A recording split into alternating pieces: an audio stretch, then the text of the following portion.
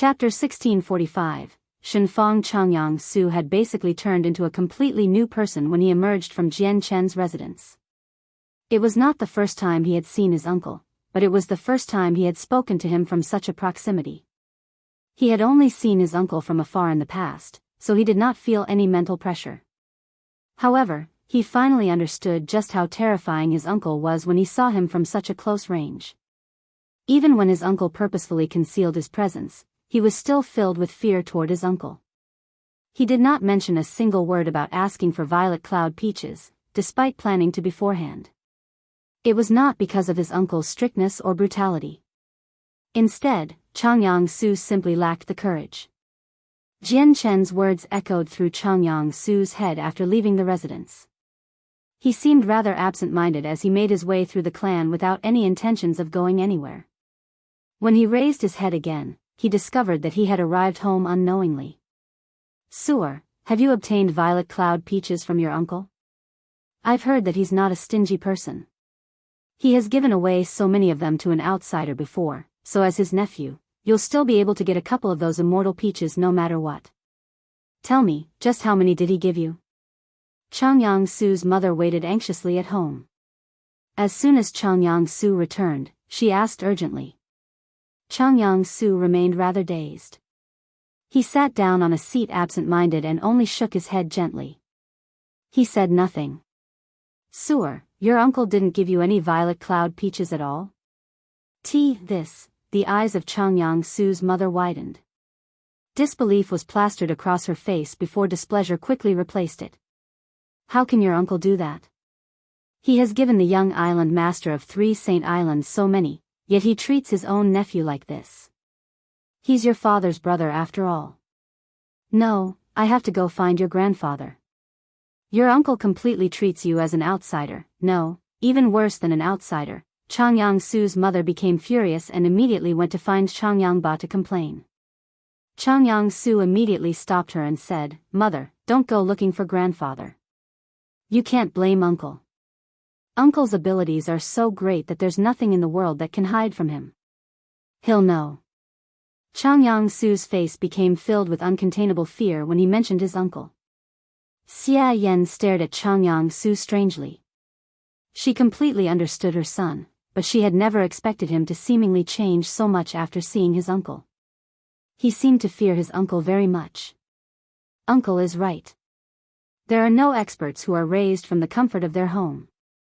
"Mother, I've made up my mind. I'll leave the clan tomorrow morning to go on a journey. I won't bring anyone with me this time." The next morning, Changyang Su left the clan. He went out alone. Only he himself understood that his entire temperament seemed to have changed after listening to his uncle's words. Jian Chen slowly opened his eyes in his residence. His gaze seemed to be able to pierce through space and all the buildings, allowing him to see Changyang Su, who had already left the clan. He nodded in satisfaction.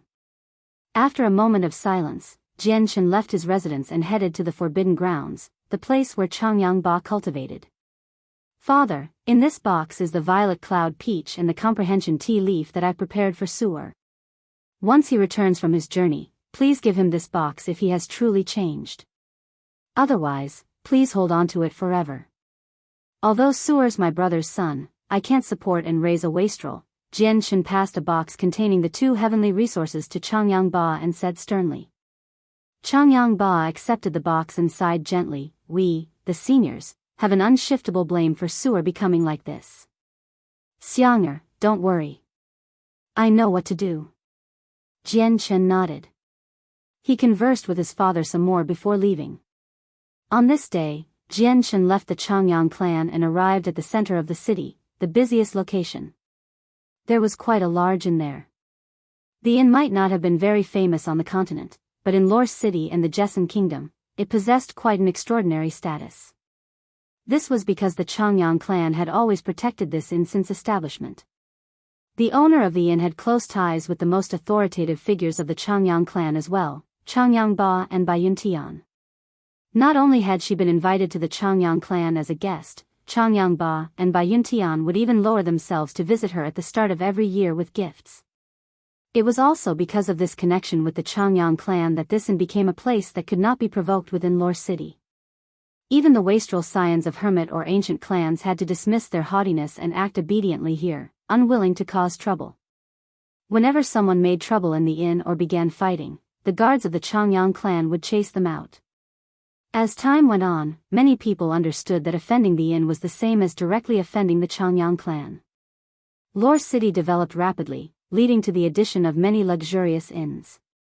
This inn was not the largest, nor the most luxurious inn in Lore City, but it was the city's most popular inn because all the representatives of the various organizations who came to visit the Changyang clan would choose to stay in this inn.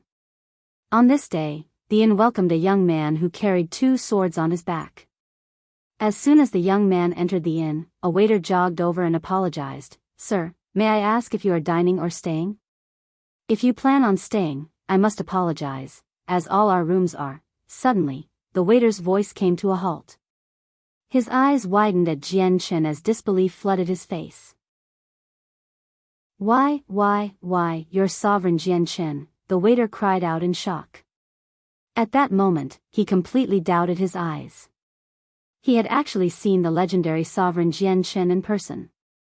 He was not unfamiliar with Chen's appearance because he had seen his statue countless times. However, this was the first time he had actually seen him in person. There were quite a few people dining on the first floor of the inn. Many people heard the waiter's shocked cries, so the entire inn fell silent. Quite a few people became stunned. But very soon, everyone returned to their senses. They all stood up and bowed towards Chen. Their faces were filled with excitement, respect, and admiration. "Fourth young master." At this moment, a familiar but old voice rang out. An old woman with a head full of gray hair made her way down the stairs with the support of 2 female servants. Joy filled her face. "Madam." Chen ran over. His heart throbbed when he saw the old face. This old woman was Kendall's wife, Fang. Chapter 1646. Rui Jin Emerges. Since the average lifespan of ordinary people on the Tianyuan continent was 200 years, Fang should not look so old, but Kendall's death took a very heavy toll on her mind. Time could not erode Fang's love for Kendall, so even after several dozen years, she still failed to get over her sorrow. This was why she had become an old woman despite only being middle-aged before. "Madam, you have to look after yourself. You can't forget that you have sons. Even if you don't care about yourself anymore, you have to care about your son." Chen ran up to support Fang, who even struggled to walk. He felt rather pained inside. He could already sense that there was not much life force left in Fang. She did not have much time left. With his current strength, he could help her easily. He could effortlessly give her another 1,000 years of lifespan. However, she had already died inside, so if he gave her more life force selfishly, it would not help her. Instead, it would be a painful torture. That was exactly why Chen did not take the action he wished to take. He did not wish for Fang to leave, but he did not wish for her to live in pain either. "Thank you, young master. You've done plenty for my family already. It's San's father's fortune to be able to meet you." "Young master, there are a lot of people here, so let's go up and talk," smiled Fang. She spoke rather weakly, seemingly running out of vigor. Fang disappeared from the first floor under Chen's support, leaving all the diners stunned. Disbelief flooded their faces. "Oh my god, just who is the owner of the inn?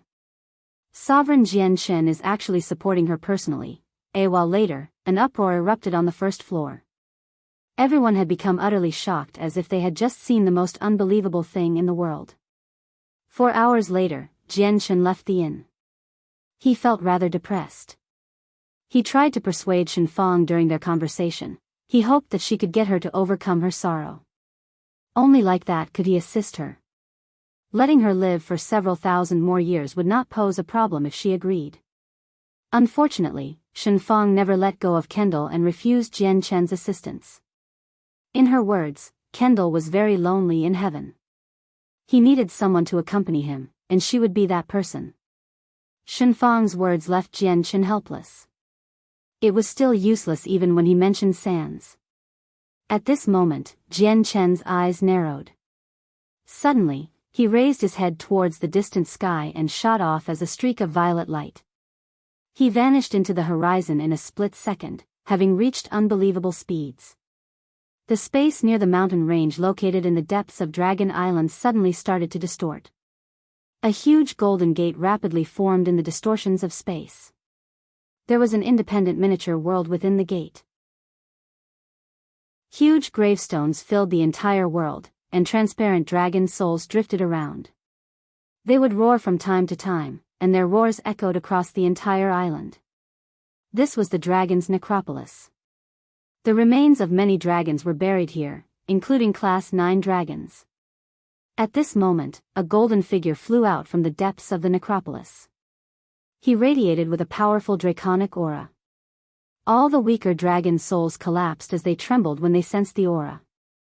The golden figure did not stop as he flew, directly flying out of the necropolis.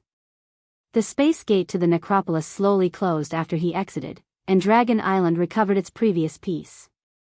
The golden figure slowly dispersed his presence, and the golden light around him gradually vanished as well, revealing a handsome, middle-aged man in golden dragon robes. We've finally emerged. It has been several decades. I wonder how Chen is right now. Suddenly, a female's voice rang out. A beauty who seemed to be in her 20s walked out from behind the middle-aged man. She wore fire-red feathers. A black-robed old man emerged after the woman.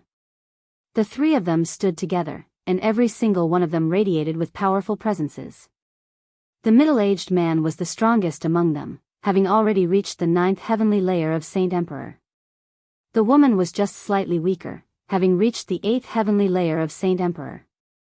The old man was the weakest among the three of them, but he was also a Saint Emperor, except he was only at the 6th heavenly layer. The three of them were Rui Jin, Honglian, and Heiyu. They had remained in secluded cultivation on Dragon Island for many years. Suddenly, there was a flash of violet light. Before they could even react, the streak of violet light had landed before them with unbelievable speed and a young man was revealed. Rui Jin, Honglian, and Heiyu narrowed their eyes, and they became shocked. The three of them had already become Saint Emperors, and one of them was even at the 9th heavenly layer, only an inch away from the origin realm.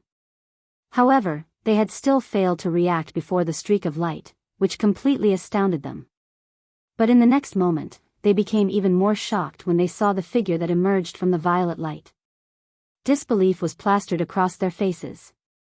Chen. The three of them cried out. When they connected him with the streak of violet light earlier, they could no longer remain composed. They had never thought that Chen's strength would actually progress at such a terrifying rate after several decades of not seeing him. The streak of violet light was so fast that it had completely exceeded the Saint Emperor of the Peng clan, the person who was once known to be the fastest in the world. Chen obviously became overjoyed when he saw his three old acquaintances. He immediately clasped his hands and said, "Congratulations on emerging, seniors. Chen, you sure have come quickly. Oh right, what level of cultivation have you reached now? I can't tell at all. I can't even sense your presence." Honglian stared at Chen in surprise. "I can't tell your strength or sense any of your presence either. I wouldn't even know that you were standing before me if I closed my eyes. There are only two possibilities for that. First, you used a secret technique to hide yourself. The other possibility is that you've already surpassed the three of us in strength," Rui Jin said as he stared at Chen. Shock gradually appeared on his face because he had already determined that the latter was extremely likely. Only that could explain why Chen could move so quickly that they could not even react. "We're all Saint Emperors, so if it's the second scenario, wouldn't that mean that you've already reached the origin realm, Chen?" That's impossible. It has only been a few short decades," Heiyu said in shock.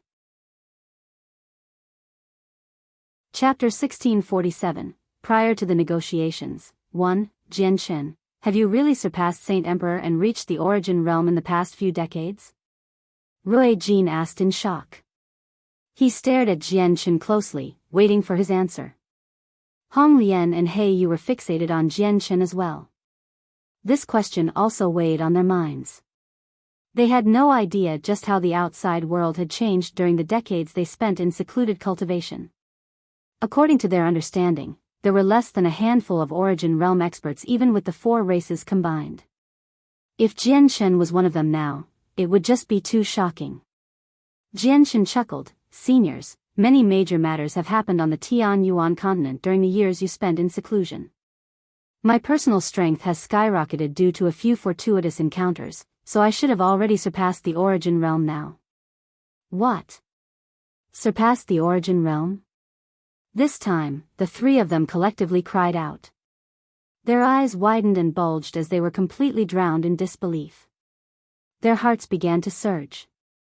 Surpassed the Origin Realm? How is this possible? It has only been so long, the 3 of them murmured. They had become rather dazed. If it were not for the fact that they knew that Chen was not someone who liked to joke around, they would directly believe that Chen was kidding. According to their understanding, Origin Realm experts were unimaginably powerful.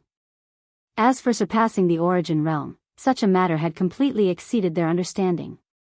"Seniors, why don't you go rest in the Changyang clan first?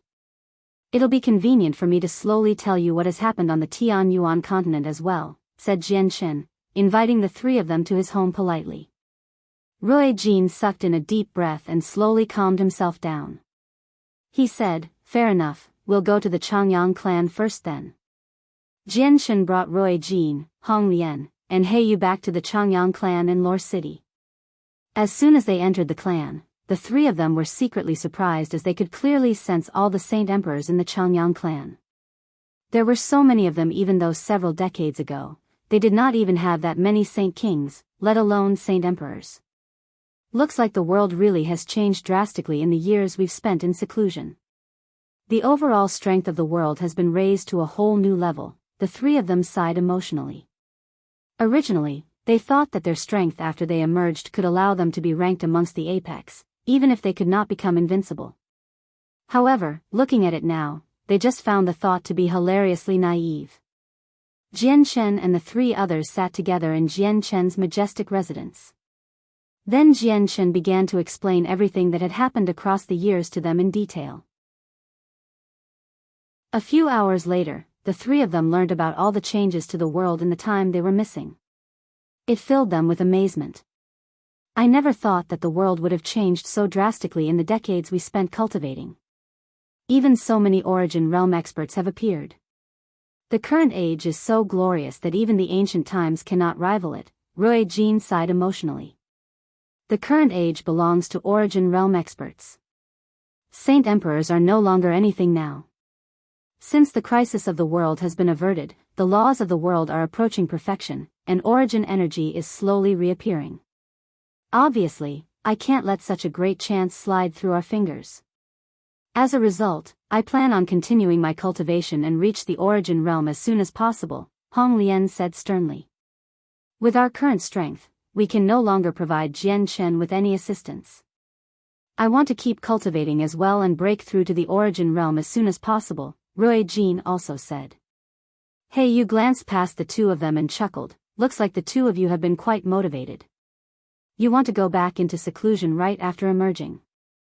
Oh well, since you plan on cultivating some more, I'll go with you as well. Otherwise, our difference in strength will only become greater and greater." Under Chen's arrangements, the 3 of them remained at the Changyang clan to cultivate. Origin Realm experts had made a few arrangements in Changyang clan long ago. The energy of the world was extremely abundant there, more than a dozen times more abundant than the Protector clans, which earned it the name of the greatest cultivation location in the world. Some Origin energy had even gathered there, so the effects of cultivating there were far greater than remaining in the necropolis. After all, the necropolis did not have any Origin energy. The 3 of them entered secluded cultivation and Chen left the Changyang clan as well. As his 2 wives, Huang Wan and Yu Yu, were still in secluded cultivation, he had not seen the 2 of them when he returned this time. Chen visited Flame City afterwards. The Flame Mercenaries had already developed to a point where it had several million internal members and several tens of million external members. They had become a superpower that had branches littered across the continent, even extending into the Sea Realm, Wasteland Continent, and Beast God Continent. As the four races became united and abandoned their old territorial mindset, the Flame Mercenaries were no longer composed of just humans. There were members of the 100 races, Sea Race, and magical beasts as well. The Flame Mercenaries remained under Bai Lian's control. As she spent just too much time managing the mercenaries, her strength had not progressed much at all. Even after consuming a violet cloud peach and large quantities of other precious heavenly resources, she remained as a Saint King. Meanwhile, De Gufeng, Xiao Tianyu, Wang Yifeng, Yun Zhen, Signorin, and so on had all reached Saint Emperor. De Gufeng and Xiao Tianyu improved at particularly astonishing rates with their impressive talents, having reached the 4th and 5th heavenly layers after consuming heavenly resources. Apart from that, Jetta Tai, who had originally joined him under his threats, had reached the 9th heavenly layer of Saint King as well. In all those years, he spent all his time in Flame City apart from returning to his clan from time to time. His mindset slowly changed as well as Jian Chen's strength gradually increased. He had been forced to follow Jian Chen originally, so he still felt rather reluctant before. However, not only did he treat himself as a part of the Flame Mercenaries now, he even took pride in it. Jian Chen's great-grandfather Bai Hai also remained in Flame City during all these years. He had basically become Bai Lian's supervisor for cultivation. All the members of the upper echelon would always see Bai Hai urge Bai Lian to cultivate more patiently. 3 days later, Jian Chen left Flame City. When he reappeared, he was already standing on 3 Saint Island. As soon as he set foot on 3 Saint Island, Shengguan Mu'er appeared before him silently. She stared at him for a while and said, "Jian Chen, I know that something has gone wrong during your secluded cultivation before. Tell me. I want to see if I can help." Jian Chen was stunned before smiling bitterly. "Looks like I really can't hide it from you. However, this problem is rather difficult to deal with." Jian Chen told her about the hidden problem that had appeared when he broke through to the 9th layer of the chaotic body. Chapter 1648, Prior to the Negotiations, 2, Shengguan Mu'er frowned after learning about Jian Chen's latent problem. She became worried. "This is very severe. We have to deal with it as soon as possible.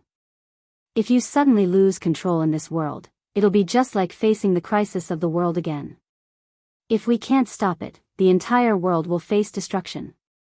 Jian Chen also became rather stern. He had already thought of the consequences, but he could do nothing about it. "I plan on settling the matters in this world as soon as possible before moving on to the Saints' world.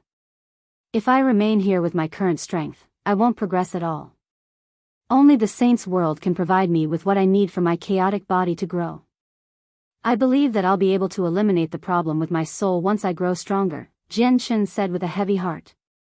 He was actually thinking of something else as well, which was going to the Immortals' world.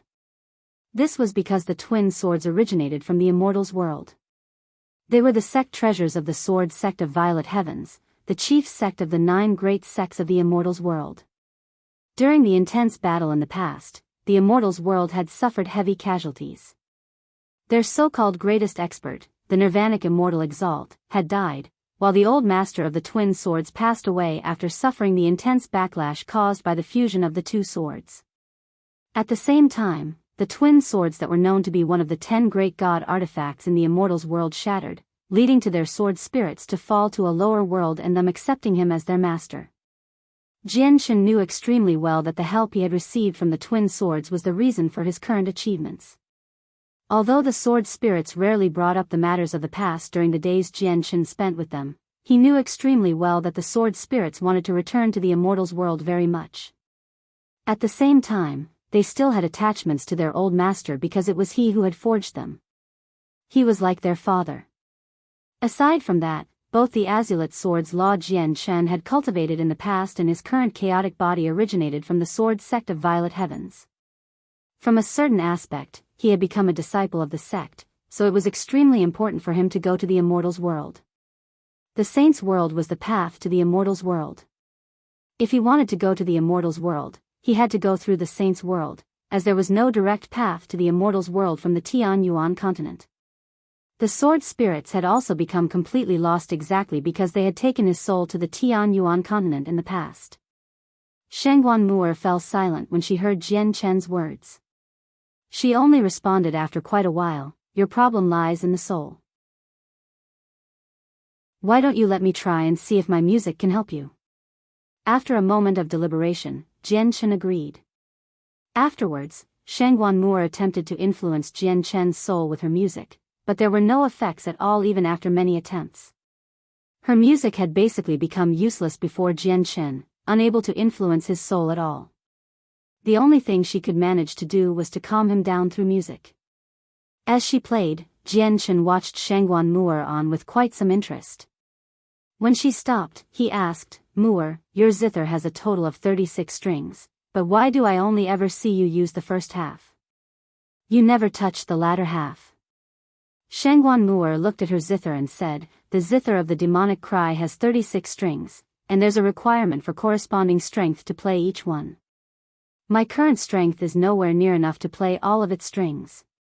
A sliver of surprise appeared in Jian Chen's eyes. He could not help but examine the zither carefully. "This zither is actually so profound, where you even need the corresponding strength to play each string. You're at mid-reciprocity, yet you can only play a portion of the strings.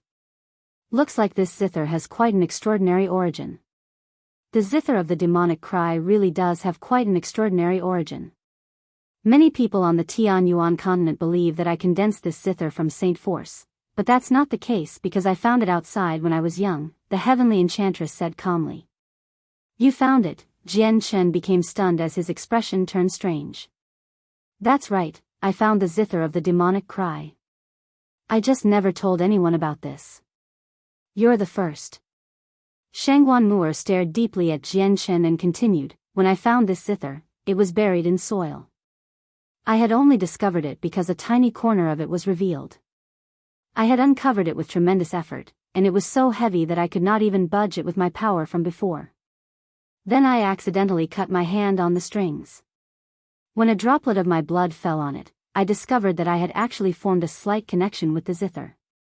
It was also through this connection that I learnt the zither's name. I also gained a cultivation method in my head. I used that cultivation method to make my way to where I am today." "I see. Looks like this zither is a pretty good treasure. The original owner probably died, which is why it ended up here through an accident." Jian Chen understood. He had already seen something like this before. The Inata Tower had also ended up in this world because its original owner had passed away. It was now in his hands. "Father, you've finally emerged from cultivation." At this moment, a surprised and joyful voice rang out. Shangguan Aojian ran over from the place where he cultivated delightfully. Jian Chen stood up and leapt off the rock gently. He smiled at Shangguan Aojian. He was extremely satisfied with this son of his because he could not see any arrogance on his son at all. Both his personality and morals satisfied Jian Chen. Afterwards, the two of them began to talk about everything. Jian Chen told Shangguan Aojian about matters regarding cultivation, while Shangguan Aojian told him about a few interesting things he had experienced throughout the years. "Father, you have no idea. My younger brother Changyang Su has challenged me constantly in the past years, but I've reduced him to a horrible condition every time. He runs away every time." Shangguan Aojian could not help but laugh aloud when he mentioned Changyang Su. Jian Chen also broke into laughter when he heard that. He said, "Changyang Su's not even a saint king right now, yet you're no weaker than a saint emperor. There are even many saint emperors who aren't your opponent. Aren't you just bullying your younger brother? Though, Xiao Bao, I still haven't taken you to see your grandfather and grandmother yet. It's time for them to know your other identity." Shangguan Aojian could not help but become slightly eager when he heard his father's words. He had seen his grandfather and grandmother before, but they had never learned that he was actually Jian Chen's son, and they always treated him as the young island master of Three Saint Island. Internally, he desired their recognition as their grandson. Chapter 1649, Prior to the Negotiations. 3. Father, when are you going to take me to see grandfather and grandmother? Shangguan Aojin asked. Then he seemed to think of something and smiled. Before, when I wanted Changyang Su to call me elder brother, he was completely unwilling. Once I see grandfather and grandmother, he'll have to call me elder brother. I really do look forward to how his face will be like at that time. Chen could not help but smile after hearing that. He looked at Shangguan Aojin gently and said, once we leave Three Saint Island, I'll take you to the Changyang clan. Then Chen turned towards Shangguan Mu'er and said, Mu'er, you should come along as well to see my parents. A sliver of eagerness appeared in Chen's gaze. Shangguan Mu'er remained silent. There was conflict in her eyes, but she still ended up gently nodding after quite some consideration. Chen was immediately delighted when he saw Shangguan Mu'er agree. According to his understanding of Shangguan Mu'er, she would have declined without any hesitation if he brought it up in the past. Now that she agreed, it meant that she really had changed quite a lot across the years. There are just 2 years before the day you decided on with the Spirit King will arrive. Have you made up your mind about the matter of territory? How much land do you plan on giving to the world of Forsaken Saints? The topic of the conversation changed, and Shangguan Mu'er mentioned the matter of land to Chen. Chen shook his head gently. Even until now, he still had not made up his mind about just how much land to give to the other world. This matter would affect the sea race, 100 races, and magical beasts as well, so he needed to discuss it with the respective leaders. Father, I wandered the Tianyuan continent often in the past few years. Because the Tianyuan continent was going to give up some land to the foreign world, I specially went to the places that were about to be handed over. I found that more or less half the people who lived there were against the matter. There were even some people who had become determined to protect their homelands, contacting other clans and sects who shared the same mentality to form a group. These people planned to stop the arrival of the foreign world. They would rather die in battle than give up their territory. After all, these sects and clans have remained in the same place for many years already.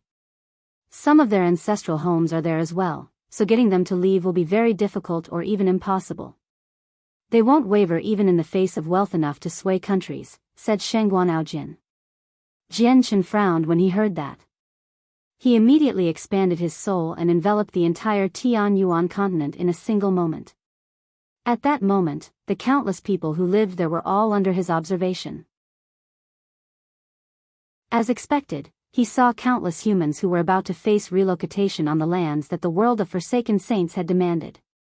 There were sects, clans, and even a few rather powerful countries.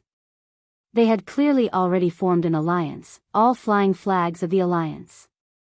They were all ready to die for their cause. Among the countless people conversing, Chen learnt from a few people that most of them had no ill will towards the sovereigns making the decision.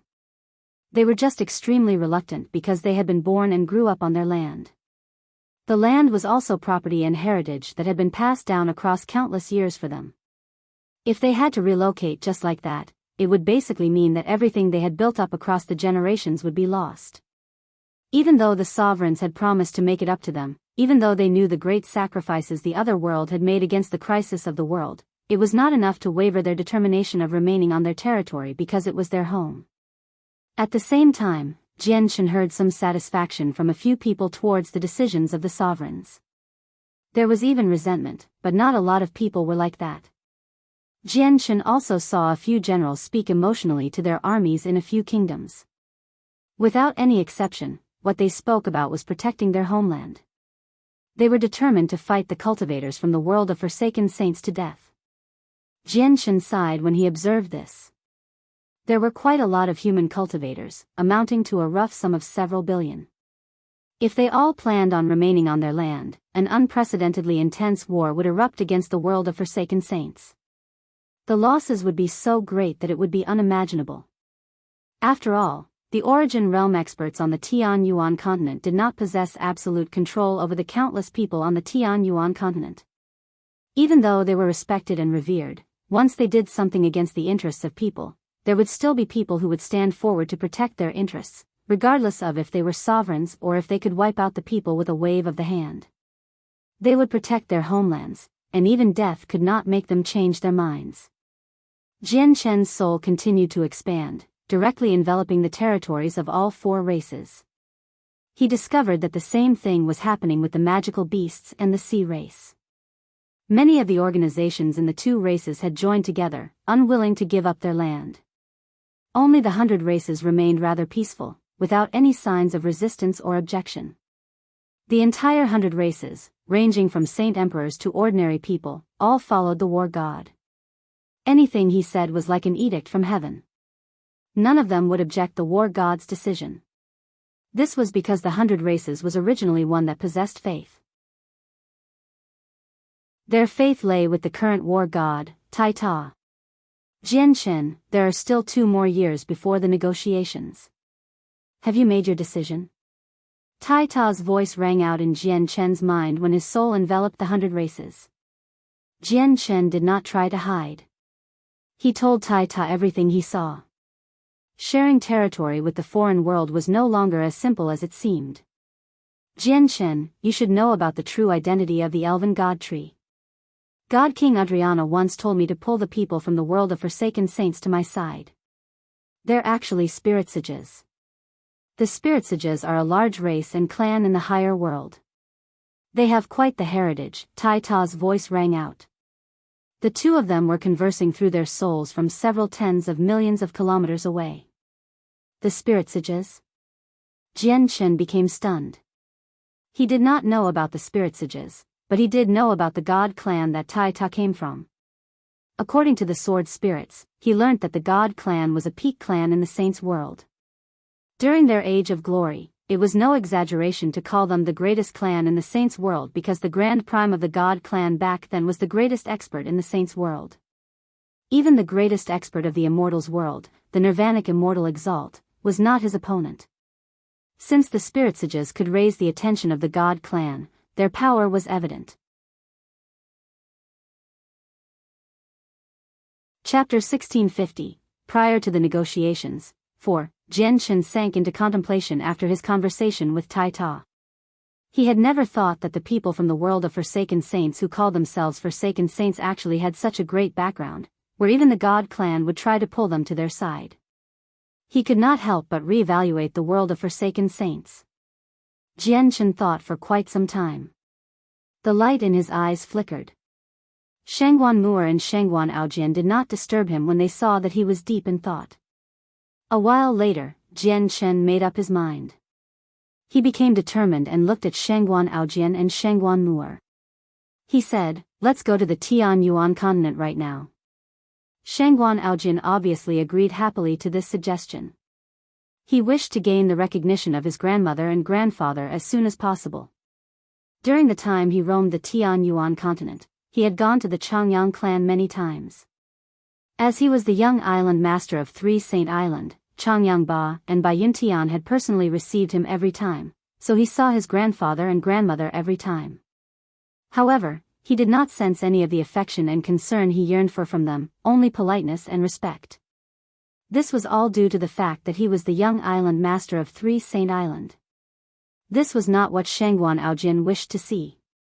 He would have accepted anyone else's politeness happily and would not feel inconvenienced in any way, let alone feeling uncomfortable.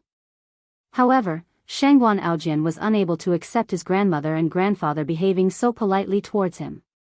It even made his heart throb, making him feel bitter inside. Jian Chen left 3 Saint Island with Shangguan Aojian and Shangguan Mu'er. When the 2 of them left, Shao Qian and Shao Yu walked over from the other side with their junior sister Qin Qin. The 2 of them looked towards Qin Qin and both sighed inside. Several decades had passed, but Qin Qin had already begun her journey of cultivating and attained quite the achievement, so she possessed an extremely lengthy lifespan. As a result, she seemed the same as before, remaining as pure and beautiful as she was in her 20s. The only difference was that she now exuded a sense of maturity. Qin Qin looked in the direction that Jian Chen had flown off and sighed emotionally inside. A sliver of emotion that she had hidden very deeply in her heart appeared as well. Qin Qin had indeed fallen in love with Jian Chen, and even Shao Qian and Shao Yu had learned about it. However, she had already understood many things across the several decades. She knew that she was not fated to be with Chen in this life, so she began to hide the emotion deeply in her heart, sealing it off coldly. Chen returned to the Changyang clan in Lore City with Shangguan Mu'er and Shangguan Aojian. This time, the three of them did not directly fly in. Instead, they entered through the front entrance. His appearance rather alarmed the guards at the main entrance of the clan. All of them knelt in disbelief. They directly wondered inside about what their fourth young master was planning to directly enter through the main entrance. As guards of the front door, they had never seen Jian enter through here. Every single time, he would move mysteriously, appearing in the clan like he had teleported before leaving in the same way, making it impossible to know his whereabouts. I want to see my parents for some matters. Please send someone to contact them. Jian immediately ordered the guards the moment he stepped into the clan. Yes, sir. This one will immediately contact the old master and madam. One of the guards directly felt confused towards the young master's irregular behavior, but he did not dare to hesitate at all despite his doubts. He replied politely before running inside as quickly as possible, disappearing in the blink of an eye. Jian brought Shangguan Mu'er and Shangguan Aojian into the clan and directly headed towards the discussion hall. The three of them did not move very quickly, traveling at an ordinary person's speed. Without any exception, all the groups of guards they passed by would bow towards the three of them. Reverence filled their face. The Changyang clan had been expanded a few times, but it did not occupy too great of a space. Very soon, Jian entered the discussion hall with Shangguan Mu'er and Shangguan Aojian. At the same time, Biyao and Changyang Ba received the message from the guard and emerged from the forbidden grounds. They also entered the discussion hall. Jian dismissed all the visible and hidden guards in the discussion hall, so there was only the five of them present. So the island mistress and young island master of Three Saint Island have come to visit. I have failed to welcome you from afar, so please forgive me. Xianger, why didn't you tell your father earlier than the island mistress was paying a visit? I could have made some preparations. Changyang Ba immediately clasped his hands to greet Shangguan Mu'er when he saw her. He was unable to contain his respect, but he also blamed Jian a little. Although his son was the greatest expert in the world now, the island mistress of Three Saint Island was still an origin realm expert.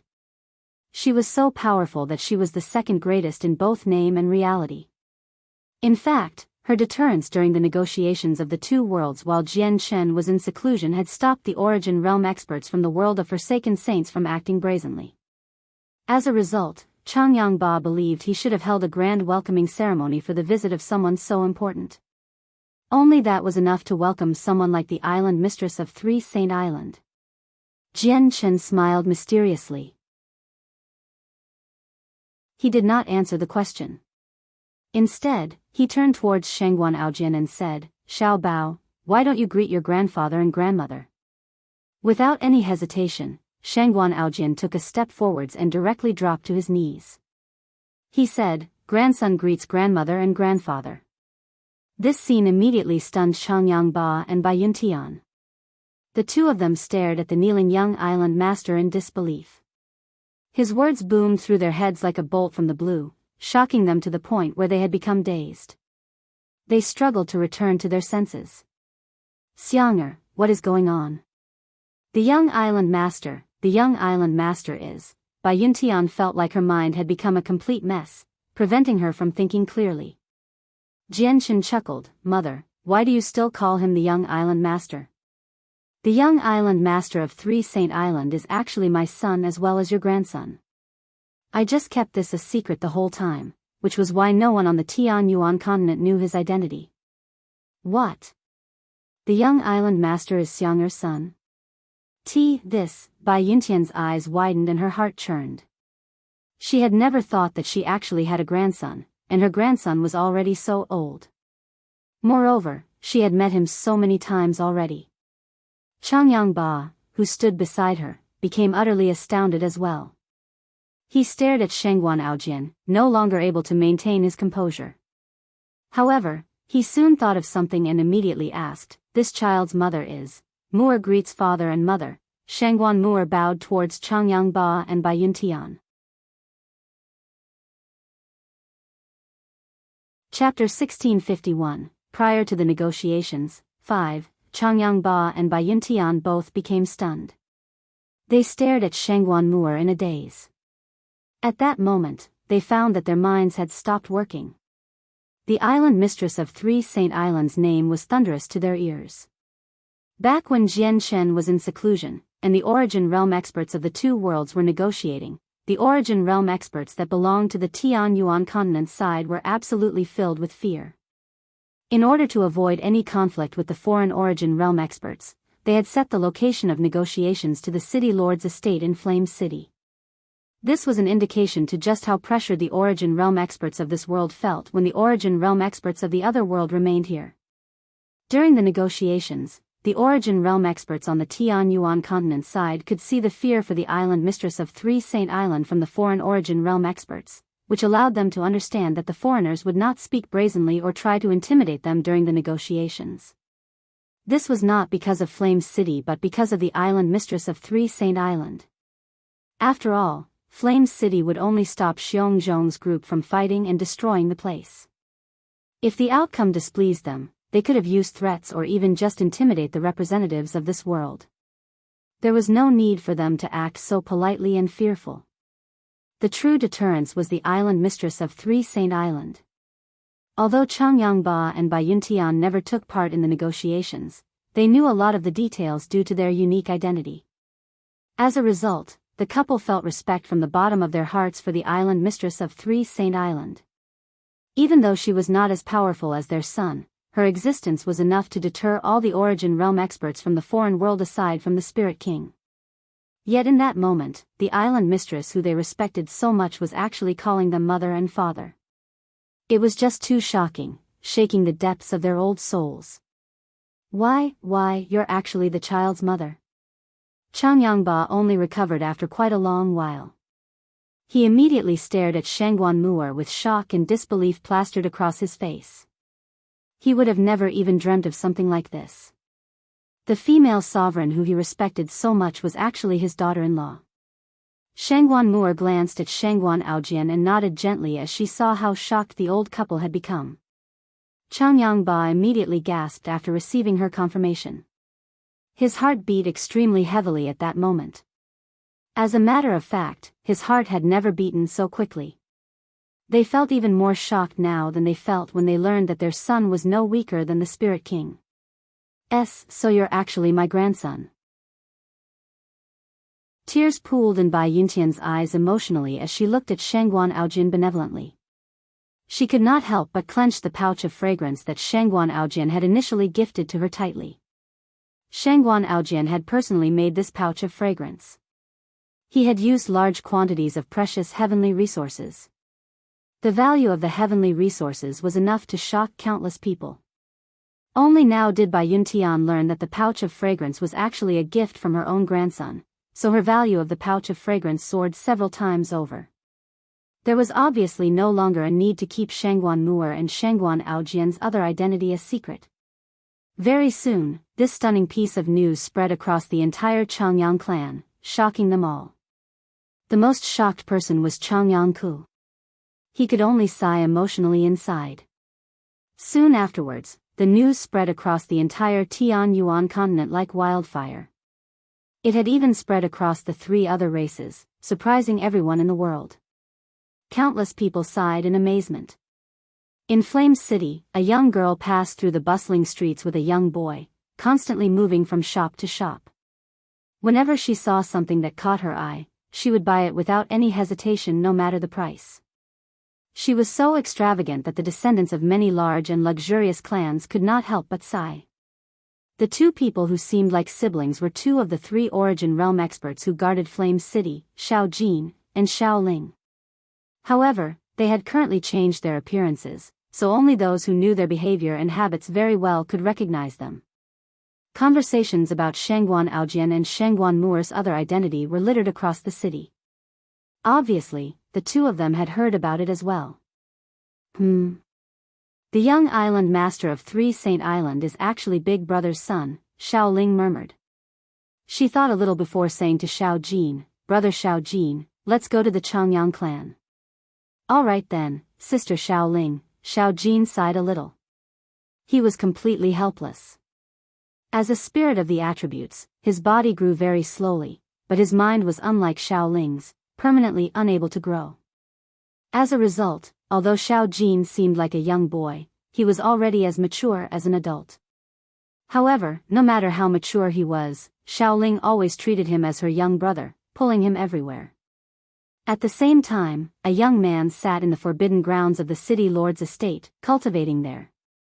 Dense origin energy circulated around him and a tremendous pressure would radiate from him from time to time. The young man was the white tiger in human form. Unlike Xiao Jin and Xiaoling, he worked extremely arduously on his cultivation. He did not spend a single moment on pointless things.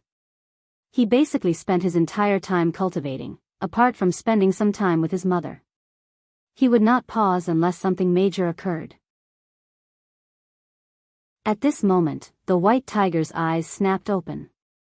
At the moment he did that, the space before him shattered, being reduced to void. Just his gaze alone had surpassed the limits of the space in his surroundings. Compared to the past, his strength had clearly increased. The young island master of 3 Saint Island is actually my elder brother's son. I need to go congratulate him now that this has been announced, the white tiger murmured. He soon vanished. Tai Ta currently sat on the throne in the War God Hall. He radiated with a dense, golden light.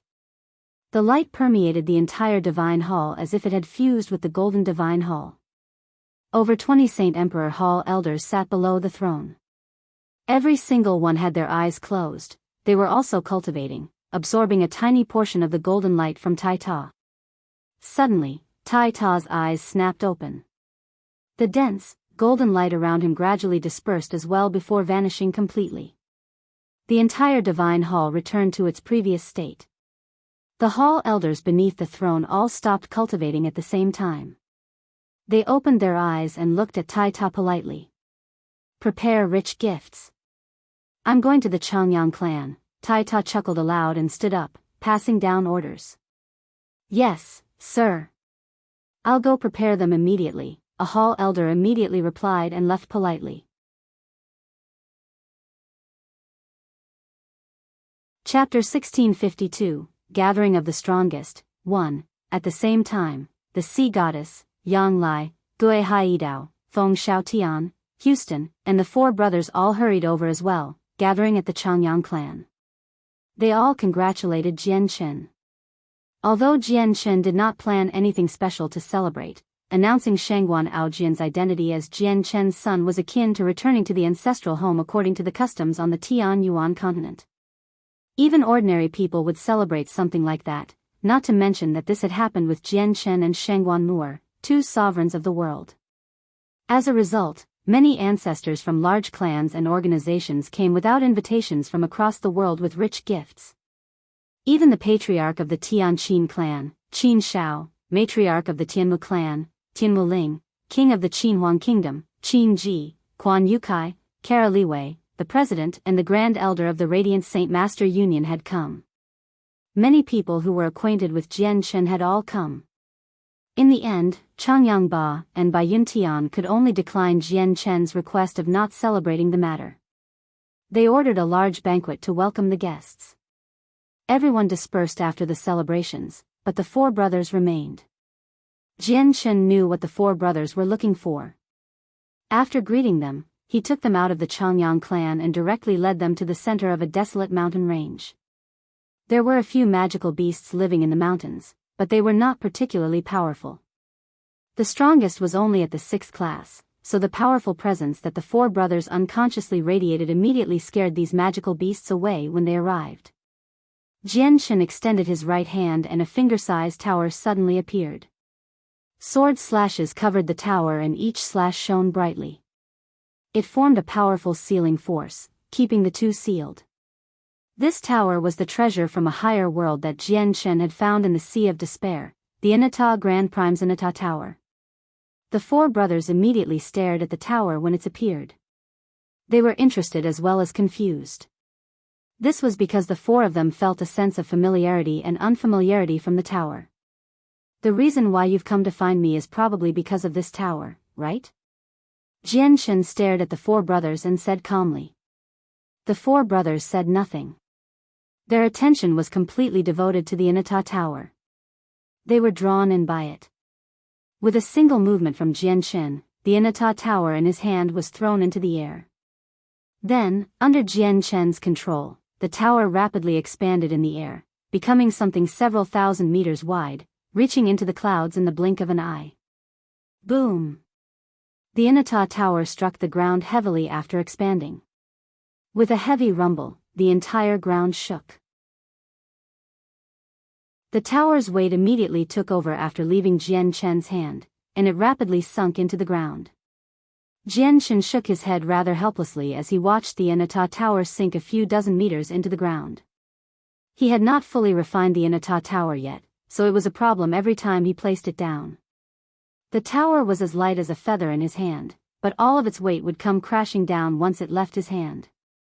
As a result, he needed to expand the tower. The bigger it was, the better, as a greater surface area could support the tower's weight.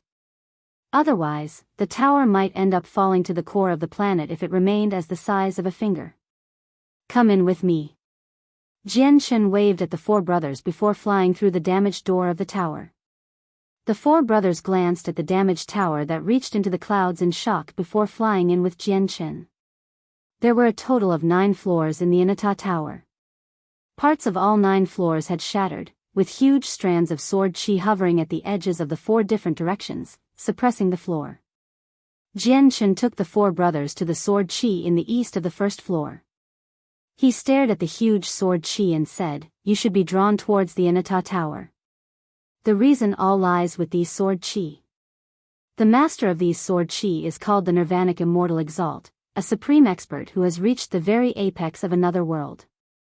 I do not know where your cultivation method comes from, but it's definitely related to the Nirvanic Immortal Exalt. He might have even created it. However, the Nirvanic Immortal Exalt left behind all the sword chi inside and outside the Inata Tower, so they share the same origins as you. And maybe because of this, you are drawn towards here. The Nirvanic Immortal Exalt has a total of 4 divine swords, which are the Sword of Mortality, Sword of Reincarnation, Sword of Slaughter, and Sword of Severance. The 4 swords just happen to share some physical features of the swords in your hands. The reason why you could all break through to the origin realm during the battle should be connected to the sword chi the Nirvanic Immortal Exalt left behind. When I subdued this tower previously, 4 strands of sword chi assisted me. They were hidden in my hand, and during your battle against the crisis of the world, the 4 sword chi flew out of my hand out of their own will.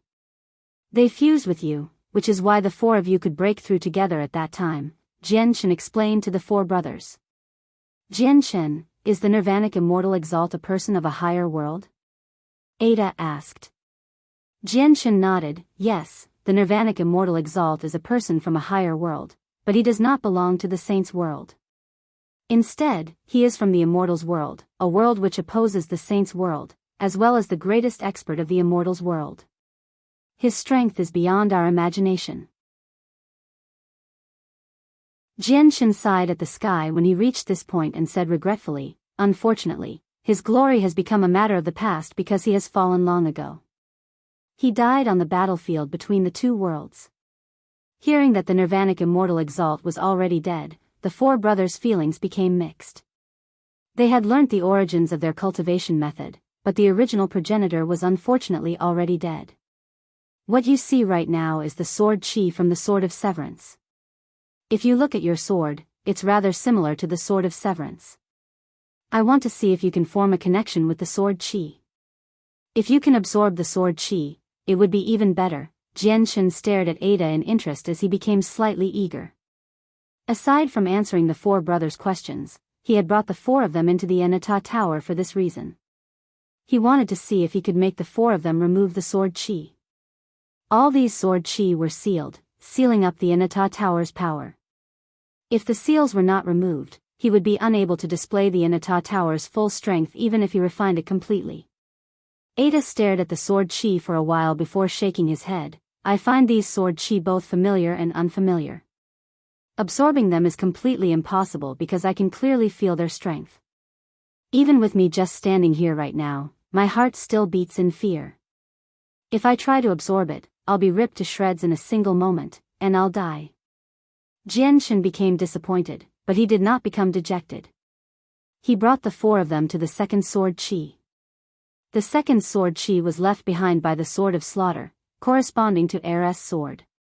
However, it was no different from Ada. Heir also sensed some familiarity from the sword chi, but he was still unable to absorb the sword chi.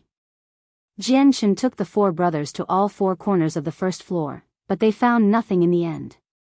He directly took them to the 9th floor and visited the 4 sword chi there as well before leaving in disappointment. They exited the Inata Tower. Then what about the sword chi outside? Can you control it or absorb it? Chen stood outside and stared at the sword slashes on the tower. Even though he already knew the outcome, he still wanted to try it. The 4 brothers stared at the sword chi and closed their eyes very soon. Their presences changed abruptly at that moment as well. Chen's eyes suddenly narrowed. Currently, he could sense that the 4 brothers seemed to have fused with the sword chi. They're borrowing the sword slashes to comprehend the way of the sword. A thought crossed Chen's head. The same thing had happened with him when he first saw the sword slashes, but he had failed since his realm of comprehension was just too low. Not only did he fail to benefit at all, he had almost suffered an intense backlash. The cultivation method of the 4 brothers should be left behind by the Nirvanic Immortal Exalt. They share the same origins as the sword chi.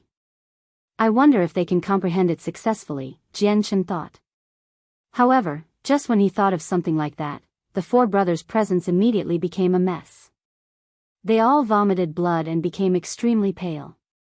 Chen arrived before the 4 of them. Raising his hand, he used Radiant Saint Force to heal them. The 4 of them had suffered from a backlash. Fortunately, they were not too heavily injured. With his abilities as a Class 9 Radiant Saint Master, they made a full recovery before long. What powerful sword chi! I've never sensed such powerful sword chi. I never thought that I wouldn't even have the right to comprehend it after reaching the origin realm. Ada sighed deeply as he glanced at the sword slashes with lingering fear. However, he immediately looked away again, no longer willing to try comprehend it anymore. Chen stared at the sword slashes. He did not tell them that the sword chi had actually become much weaker than before after conflicting with the Inata Tower for so long. Afterwards, the 4 of them walked around the tower a few times. The 4 brothers had also flown to the very top of the tower. They saw the 4 slashes which were missing sword chi, but they did not benefit from anything at all in the end. Chen, you've already answered our queries. If there is anything the 4 of us can assist you with in the future, please let us know. We will do everything we can as long as it's within our abilities. Farewell. The 4 brothers clasped their hands at Chen and left together.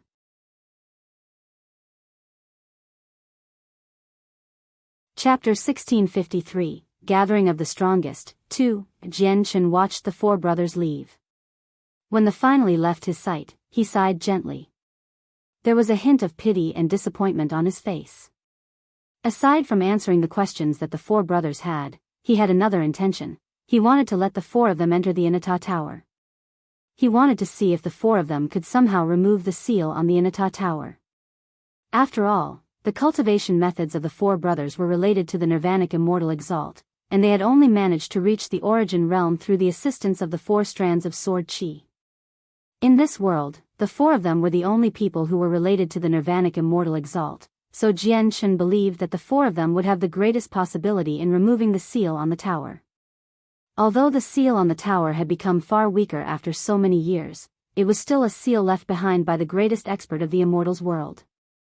Even after it had weakened, it would not be something that Chen could remove. He would still remain helpless against the seal even if his strength progressed by a few more layers.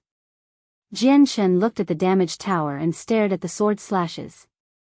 He murmured, "These sword chi have already developed some intelligence. They must have sensed the brothers' arrival. Maybe they didn't react because the 4 brothers were too weak. After all, they still haven't comprehended the way of the sword.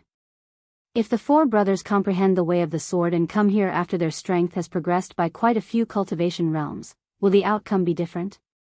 Chen pondered as he stared at the sword slashes on the tower. After a while of thought, he put the Inata tower away. With a single movement, he disappeared from the location as well, leaving behind only a huge pit the Inata tower created. Chen passed the next few years peacefully and simply. He either spent his time by his parents' side or guided Shengguan Aojin through cultivation. He also passed on all the experiences he had gathered across the years to Shengguan Aojin. Sometimes, he would stay on Three Saint Island for some time, accompanying Shengguan Mu'er. He would also visit Longevity Valley from time to time, following Uncle Xiao into the fields to do some farming in coarse clothes and bare feet, living an ordinary person's life. He would also visit various places to see acquaintances and friends. This period of time was the easiest and most pleasing time in Jian Chen's life. There was no longer any need for him to be like before, devoting himself to cultivation every moment of the day while remaining wary against enemies, living under huge pressures, where he could potentially become eternally doomed from even the slightest carelessness. In the past, Jian Chen had never even considered such a simple and peaceful life. Now that he could finally spend his days as he wished after so much trouble, Jian Chen valued it extremely dearly. He valued every day, every minute, and every second of it. He would often smile, revealing a sense of being relaxed, which he had never shown before. Through the years, quite a few changes happened to his good friends and acquaintances. The third prince of the Qinhuang kingdom, Qin Ji, had become the king quite a few years ago, while Tianmu Ling had become the matriarch of the Tianmu clan as well. Qin Shao had become the patriarch of the Tianqin clan long ago, and he even had several grandchildren now. Under his lead, the Tianqin clan became the greatest clan in the Zhuya kingdom. It was so prestigious that even the royal family of the kingdom was not as great. Although there had not been many major changes with the Radiant Saint Master Union, the president announced his retirement a few days after Shengguan Aojin's identity was announced. The new president was Quan Yukai. The Grand Elder had retired as well. The two of them had become Class 8 Radiant Saint Masters in the artifact space several decades ago, so they now possessed lifespans of 6,000 years. In their remaining time, they planned on stepping down completely and living a hermit lifestyle, no longer interfering with the matters of the Union. Due to the lack of Saint King ancestors, the Tsar family that once controlled the City of God had completely declined now. Although their ancestor Tsar Kaiyun had become a Saint Emperor, she left the clan as well, no longer bothering with the matters relating to the clan. She had faded away from the Tian Yuan continent. Changyang who remained in the Pure Heart Pavilion to cultivate the entire time. Due to the personal guidance of Feng Shaotian, he seemed to have severed his emotions and desires completely. He had abandoned kinship and friendship. He had never taken a single step away from the Pure Heart Pavilion after entering it, and he did not even visit his mother who was growing weak across the years. Meanwhile, Nubis was probably the happiest one out of everyone. He spent his time traveling around with two women, moving through the territories of all four races. Sometimes, he would find a cave and go at it with the two women. The two women were both Class 7 magical beasts who had assumed human forms. They were burly, broad-shouldered, and powerful, even greater than many of the large men on the Tian Yuan continent. Xiao Tianyu, De Gufeng, Yunzheng, Senyuan, Sands, and so on basically spent all their time in Flame City, devoting themselves to the development of the Flame Mercenaries. A year after Shengguan Aojin's identity was revealed, Yu Yu and Huang Wan both emerged from seclusion. Their feelings became extremely mixed when they saw Shengguan Aojin. In the blink of an eye, the 10 years that Jian Chen and the Spirit King had agreed on arrived quietly. As soon as it was time, an extremely powerful presence began to radiate from the tunnel connecting the two worlds. A simple-looking middle-aged man appeared. Behind him was a metal sword that hovered with a dark glow. It radiated with soaring sword chi. The sword chi was so powerful that it made space distort. If it were not for the fact that the sword chi was purposefully hidden, it would have been enough to annihilate most of the space in the world. This middle-aged man was the Spirit King. He had punctually appeared on the Tian Yuan continent. Behind him were the Origin Realm experts from the world of Forsaken Saints. Shen Jian, please come to the City Lord's estate in Flame City. Jian Chen's voice rang out from 1,000,000 kilometers away as soon as the Spirit King appeared. It crossed the distance and boomed thunderously at the location of the tunnel between the two worlds. The Spirit King's face did not change, nor did he say anything. He directly took a step and with that, he vanished. At the next moment, he had crossed the distance, appearing in the City Lord's estate as if he had teleported. He stood before Jian Chen. Between the two of them was a long discussion table. All the Origin Realm experts of the Tian Yuan continent's world had already been seated and had been waiting for some time already. The Spirit King observed the composed Jian Chen closely. After staring for a while, he said, "Your strength has increased again?" Jian Chen smiled. "There was some increase during my period of secluded cultivation." The Spirit King sat down and became rather stern. Jian Chen's strength before was roughly the same as his. Now that his strength had increased once again during his secluded cultivation, would that mean that the difference between the two of them had shrunken again? Or maybe they were completely on the same level now. At the same time, the Spirit King was unable to sense just how much Jian Chen's strength had increased.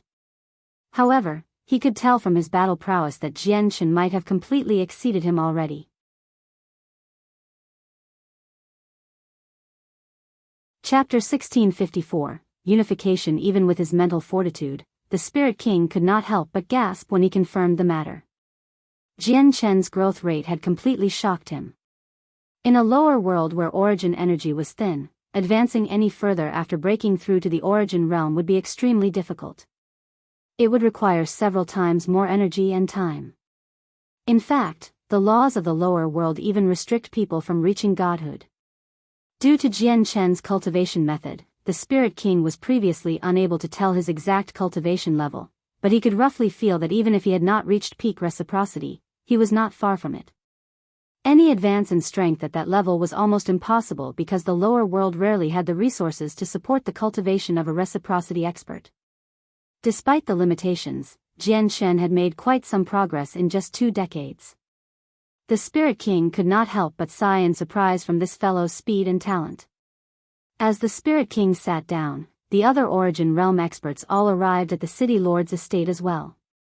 They all glanced at Jian Chen with reverence and various other complicated emotions before silently sitting beside the Spirit King.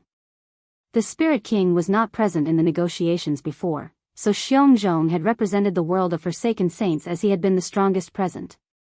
Xiongzhong had decided everything, but now that the Spirit King was personally present, the protectors and elders who were great enough to be revered on the Tian Yuan continent all shut up obediently. Let's talk about the matter of land. As mentioned in the previous negotiations, our world has already proposed the land we want, and its size is proportional to the territories between the 4 races. We want a quarter of the Tian Yuan continent, Sea Realm, Beast God continent, and Wasteland continent. That way, the land we possess in this world will be the same as yours. What do you think? The Spirit King said calmly as he stared at Jian Chen with interest. He directly ignored the other Origin Realm experts who sat beside Jian Chen. Everyone understood that there would only be 2 people taking part in the negotiations this time. They would be Jian Che and the Spirit King. The other Origin Realm experts had no right to interfere. In a world where strength reigned supreme, the person who could hit harder would always be right. If this world did not have Jian Chen to rival the Spirit King, the problem of negotiations would not exist at all. Jian Chen shook his head gently in response to the Spirit King's words. "Shen Jian, I won't agree to that." "Then why don't you tell me what you're thinking?" The Spirit King's face remained the same and he responded easily as if he had expected Jian Chen to put up a fight. The Spirit King added, "In order to stop the crisis of the world, my world has made a huge sacrifice, paying a great price. If the matter of land cannot be settled peacefully through negotiations, I cannot guarantee you that our world will not resort to military action." The Spirit King's words contained a hint of threat. If the land they were offered did not satisfy them, the world of Forsaken Saints would go back to war. The expressions of many of the Origin Realm experts on Jian Chen's side changed slightly. Their world no longer feared a battle against the world of Forsaken Saints with their current strength, but it would be destructive if a battle did erupt. The Tianyuan continent, which had already cracked into 4 pieces, might be reduced to nothing. After all, the shockwaves of battles between Origin Realm experts were enough to cause a devastating effect on the world. In the past, Jian Chen and the Spirit King's battle in outer space had forcefully split the moon in half. Even now, when night descended, countless people would see the 2 halves of the shattered moon. None of them wished for the planet beneath their feet to become a second moon. On the other hand, the Origin Realm experts of the world of Forsaken Saints felt prideful because of the Spirit King's awe. They even straightened their backs unconsciously. Due to the fear they felt towards Shangguan Mu'er, they did everything fearfully in the negotiations before, always at the end of their wits. All of them felt extreme indignation because of that. Now that the Spirit King was personally conducting the negotiations, they immediately regained their awe from before. The Spirit King's threat did not anger Jian Che at all because the current world of Forsaken Saints no longer possessed the strength to challenge the Tianyuan continent. Once battle erupted, the world of Forsaken Saints would definitely suffer defeat because his chaotic body had reached the 9th layer. Even with the crack in his chaotic Niden, which limited him to 80% of his power, just that was far greater than what he had been able to use with the 8th layer. Correct. Your world indeed played a vital role in averting the crisis of the world. If it weren't for your assistance, we would probably all be dead by now. When your cultivators offered up their lives, I promised them that I'd fulfill their final wish so that they can rest peacefully in the afterlife, Jian Chen said calmly. At the same time, a scroll appeared in his hand, which he spread out on the table. On it was all the territories across the 4 races. Jian Chen stared at the map for a while and said, "If I directly give you a piece of land, it'll lead to the objection of many people who originally lived there. After all, their land is their roots as well as the ancestral homes of many people. It holds an extraordinary significance to them, even more important than their lives. They would rather die than leave. There have even been many clans, organizations, and countries that have banded together because of this. If you want to settle down in that land, they'll throw themselves at you without any fear for death. As a result, several billions of people in my world will lose their lives in battles to protect their homeland if I directly follow through with your suggestion. I definitely cannot allow that to happen." The Spirit King frowned and asked, "Then what do you plan on doing?" Jian Shen knocked the table with a knuckle and said after some thought, "I have indeed come up with an idea to deal with this problem, and that is to unite the 2 worlds, abandon the concept of territory and different races to formally become one." Uniting the 2 worlds, the Spirit King murmured softly. He was surprised. Jian Shen's proposal had completely exceeded his expectations. After all, they were people from 2 different worlds and worlds that had initially gone to war with each other. There would still be some hostility between the 2 worlds. In fact, the Tianyuan continent had even been shattered because of their conflict. Correct. Unification. Our world will not give you any land. If you want your own land, then use the corresponding wealth to exchange it with people. Although wealth is nothing in our eyes, there are still quite a lot of people who would be willing to sell their land in the world, Jian Chen said sternly. This was the only idea he could come up with that could fulfill the demands of the world of Forsaken Saints as well as maintain the interests of his own world. After all, in the mortal world, wealth could be described as universal. Buying land would obviously not be a problem, and through this method, the world of Forsaken Saints would definitely be able to obtain some land or even more than what they had initially planned on getting. The light in the Spirit King's eyes flickered. He found Jian Chen's suggestion to be rather enticing. Although it would mean that they would need to lose some things in order to get land, their world had existed for countless years and it followed a monarchy system. Just the amount of wealth paid as taxes was an astronomical figure, so the Sacred Spirit Hall had accumulated a huge amount of wealth long ago. Losing some of their resources would not affect them at all. At the same time, they could use those resources to buy land from the various people across the 4 races, so the final amount of land they could end up with would be far greater than what they could ever negotiate for, assuming the negotiations even went their way in the first place. Splitting up the land had a direct connection to the lives of several billion people, so the Spirit King understood that if he continued to insist on dividing up territories, it would be unlikely to proceed smoothly. Chen would never make the decision to take the lives of several billion people. As a result, the unification of the two worlds, which would allow the world of Forsaken Saints to buy land, seemed to be the only valid method so far to both solve the problem of land and the lives of several billion people.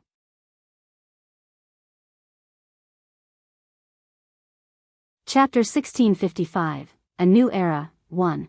The Spirit King sank into his thoughts over Chen's suggestion of unifying the two worlds and gaining land through purchase, clearly weighing the advantages and disadvantages of the suggestion. He would discuss with the elders and protectors around him from time to time through communication techniques. For the moment, the city lord's estate became silent. No one spoke on Chen's side. Chen had already presented his exact idea. They only needed to wait for the world of Forsaken Saints' response on whether they agreed or not. This matter clearly was extremely important, enough to influence the world of Forsaken Saints far and wide. As a result, the Spirit King and the others dared not to be careless. They all seemed to be sitting there silently, but they had engaged in discussion long ago. Time passed silently until 4 entire hours had passed. Only then did the Spirit King respond. He said, "All right, I agree to it. Our worlds will be unified from now onwards, and we can buy any land in your world." The Origin Realm experts on Chen's side all began to smile as if a heavy load had been lifted from their shoulders when they heard the Spirit King's response. The matter of land had weighed on their hearts for 2 decades, and they knew that as long as the matter was not properly settled, it was possible for war to break out between the two worlds. They did not fear it, but they did not wish to see it either. Now that the matter of land had reached a perfect conclusion, many of them let out a breath of relief. Chen also smiled. He said sincerely, "I hope that our worlds can coexist peacefully in the future. Of course, I must remind you that we won't do anything if you buy land fairly, where how much you can obtain will depend on your abilities, but I do not wish to see you force people into selling. If that happens, we will interfere. There will be some conflicts between the unification of our worlds. If we don't manage it well, it might even erupt into war, and the shockwaves of the battle will be extremely destructive to the Tianyuan continent once Saint Emperors get involved. The Tianyuan continent has already shattered now, becoming extremely weak. It won't be able to endure much at all, so I'd advise some Origin Realm experts of both worlds to form an alliance to prevent this so that they can specially manage this matter and prevent Saint Emperors from taking part in large-scale battles," Houston suggested. Chen nodded slightly. "That's not a bad suggestion.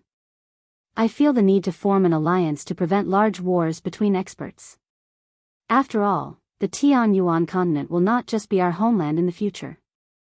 It'll be yours as well. None of us would wish to see our homeland destroyed at our own hands in the end." "Okay, I agree," said the Spirit King. Afterwards, the two sides ironed out some details regarding the unification of the two worlds. They both considered that unification would not be an easy matter as they were people from 2 separate worlds.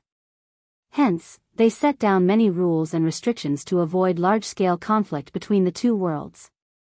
At the same time, they formally established an alliance between the two worlds. The name of the alliance was the Tian Saints Alliance, taking from the name of the Tianyuan continent and the world of Forsaken Saints. There was no alliance head, only alliance elders. Without any exceptions, the Origin Realm experts of the two worlds would take up those positions. The alliance only existed to prevent large-scale conflict between the cultivators of the two worlds and prevent the shockwaves of battle from destroying their homeland. The alliance would not interfere in anything else other. With the negotiations concluded, everyone dispersed. The details of the negotiations were announced as soon as possible. Very soon, everyone learnt about the conclusion of the negotiations between the two worlds. Some people treated it like it was nothing, while others sank deep into their thoughts about the future developments of this world. At the same time, there were other people who began to weep in joy as they cheered jubilantly. They were the people who were prepared to guard their homeland, kingdom, ancestral home, or clan to the death. They originally planned to enter a battle to the death against the foreign world, to protect what belonged to them. However, when they learned about the conclusion, they all became emotional. Many people began to cry uncontrollably. It's Sovereign Jian Chen. It's Sovereign Jian Chen who helped us. If it were not for Sovereign Jian Chen, who stood against our land being handed over, where we are standing now would probably already belong to the foreign world. On the other hand, all of us, people deeply attached to the land, would end up dead on the battle against the world of forsaken saints. Thank you, Sovereign Jian Chen. Thank you. Long live Sovereign Jian Chen. The other sovereigns of our world don't really care about our lives, but Sovereign Jian Chen does. He was the one who saved us. It was he who protected our ancestral land. Very soon, some people learnt that the final changes in the decision to hand over land were completely due to Jian Chen. They immediately began to cheer Jian Chen's name gratefully. Jian Chen had protected their homes and their lives. At that moment, several billion people across the world silently remembered Jian Chen. There were even a few cities where people began to erect statues of Jian Chen. People would kneel before the statues every day, and there were even many families who hung up images of Jian Chen on their walls to worship. As the greatest sovereign in the world, he was supreme. However, he was not like the other sovereigns who paid no attention to the lives of those who lived at the bottom of society. He thought for them and spoke for them. He had protected their homes, their ancestral lands, and even their lives. On the other hand, Jian Chen appeared on Three Saint Island. He sat on a rock at the top of Three Saint Mountain. Shangguan Mu'er was sitting beside him, playing her zither. The music she created was beautiful and touching, enough to enchant people. Jian Chen would remain there for the next period of time to quietly overwatch the developments of uniting the two worlds and see if there would be anything he had not accounted for. The world of forsaken saints moved quickly once the negotiations concluded.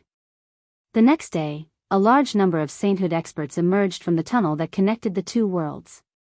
They entered the Tianyuan continent before dispersing in all directions, flying towards the territories of the four races. These people were all saint kings and saint emperors. They were the people the world of forsaken saints sent to buy land. They all possessed a large amount of wealth. Of course, since they came from the world of forsaken saints, they did not need to worry about being robbed even with so much treasure because there were origin realm experts from their world who watched over everything.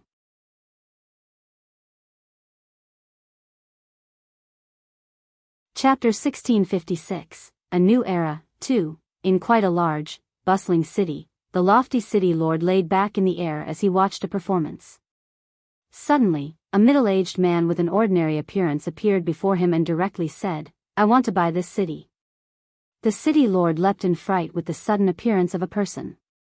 He became stunned when he heard the person's words, and he only responded after quite a while with much uncertainty, "Are you from the world of forsaken saints?" The middle-aged man smiled and introduced himself, "I am Stark. I come from the world of forsaken saints, and I am a 6th heavenly layer Saint King." "What? Saint King?" The city lord scrambled to his feet and became rather pale. He was only a heaven saint master right now, but he was also the strongest expert in the city. Saint Kings were insurmountable existences in his eyes. "I want to buy this city. You can go sort it out with the people in the city. Whether it be money, battle skills, or cultivation methods, they're all things I can offer. I'll pay according to the territory size of each person. Of course, there'll be something in for it for you if you satisfy me as well," said Stark. But this city is the territory of the Luofei kingdom." "How can I?" the city lord said as he appeared to be troubled. He was rather reluctant to help the people from the foreign world. After all, he was a human, so how could he help a foreign race? However, the person standing before him was a Saint King, so even though he was reluctant, he was not bold enough to directly show it. "The Luofei kingdom you speak of only has a single saint ruler. If you end up contributing enough, I can ask the higher-ups to let you into the sacred grounds of our world of forsaken saints to cultivate. You'll definitely be able to become a saint ruler within a decade," said Stark. "What? I can become a saint ruler within 10 years? Is that true?" The city lord's eyes widened as he became emotional. He became a heaven saint master many years ago, but it would be almost impossible for him to reach sainthood in his lifetime with his limited talent. Sainthood was a fatal attraction to him. Of course. How precious do you think our sacred lands are? Making people reach Saint Ruler is only a simple matter, Stark guaranteed. Alright, I agree. Senior, as long as I can become a Saint Ruler, I'll do whatever you ask me to, the city lord agreed excitedly. He had completely forgotten about any matter regarding the fact that they were of a different race now that the hope of reaching sainthood was presented before him. Very few people knew that there was an ancient clan of several tens of thousands of years old hidden within an ancient mountain range. Today, the ancient clan had received a special guest. This guest seemed like nothing special, but he managed to enter the clan silently, ignoring any and all defensive measures. The guest stood before the ancestor of the ancient clan and said emotionlessly, "You have an underlying illness that prevents you from reaching Saint Emperor for the rest of your life. I just happen to have the cure for it, and I can make you become a Saint Emperor in 100 years as well as give you the power to increase your clan by 10 Saint Kings. I can let you choose the 10 people, and I'll make them all become Saint Kings within a century. What you have to do is just move out of this mountain range. This mountain range will belong to us in the future." A light flickered through the eyes of the ancestor. He said with a gruff voice, "You're able to infiltrate here silently, and I can't tell what your strength is. If I'm right, you should be a Saint Emperor from the world of Forsaken Saints. Your conditions are indeed enticing. I might have already agreed if you were a human, but it's a pity that you aren't. It's impossible for you to get us to move out of here. Don't you have enemies? I'll be honest, but we're looking for a lot of land, and there'll be a lot of people who will benefit from us. They'll either obtain the cultivation methods or battle skills they want or have their strength increased dramatically with our assistance. I can't guarantee whether your enemies will become even more powerful," the foreign Saint Emperor said calmly. The face of the ancestor of the ancient clan changed, and his gaze began to waver. "I'll give you 3 days to consider it. I will be back after 3 days." Similar occurrences did not just happen on the Tianyuan continent. It occurred in the Sea Realm and with the magical beasts quite a lot as well. Not only did the people from the world of Forsaken Saints lay their hands on the cities of mortals, but they also targeted a few hermit or even ancient clans. They approached them through various ways and used various methods to tempt them for their land. The appearance of a saint-tier battle skill was enough for ancient clans to go to war with one another. The world of Forsaken Saints had such a great heritage that the saint-tier battle skills that were priceless in the eyes of the Tianyuan continent cultivators were nothing to them. As a result, on just the first day, many hermit clans chose to sell their land for a saint-tier battle skill, a saint-tier cultivation method, or the opportunity to become a Saint King or even a Saint Emperor. They made this decision so that their clans could become even more glorious and greater. Their entire clans moved. At the same time, the people from the foreign world used money and other treasures to buy large quantities of land from mortals. They had even offered a few benefits to the kings of kingdoms, winning over the kingdoms themselves. As a result, the territories of entire kingdoms had basically become their backyard. Of course, the foreign people did not run amok on the land that they had bought. They only wanted territory so that they could provide their weaker clansmen with a better living environment. After all, the environment in the world of Forsaken Saints was just too horrible, completely unsuitable for mortal realm cultivators to inhabit. Countless people would die from natural disasters every day, so the other world seemed like heaven. Jian, Shen and Shengguan Mu'er sat on the same rock on Three Saint Island. They were both observing everything unfolding in the world, whether it be on the Tianyuan continent, Beast God continent, Wasteland continent, or in the Sea Realm. It has only been the first day, and the foreign world has already obtained so much land. If this continues, they'll probably be able to buy more than half of the Tianyuan continent. Jian Chen, have you made any countermeasures in regards to this? Shengguan Mu'er looked at Jian Chen. Jian Chen nodded, I have indeed made countermeasures. The world of Forsaken Saints will only be able to obtain a limited amount of our land through their various measures because I've already secretly ordered many of the large clans and sects in this world to reject their offers of selling over their land. Jian Chen paused before continuing, and the origin realm experts of the world of Forsaken Saints aren't stupid. They know that once they buy up more land than we can afford to sell, we'll end up rebounding with full force. They know when to stop.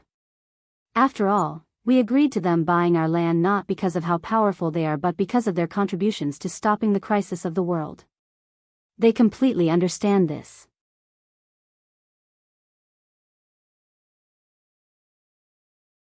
Chapter 1657.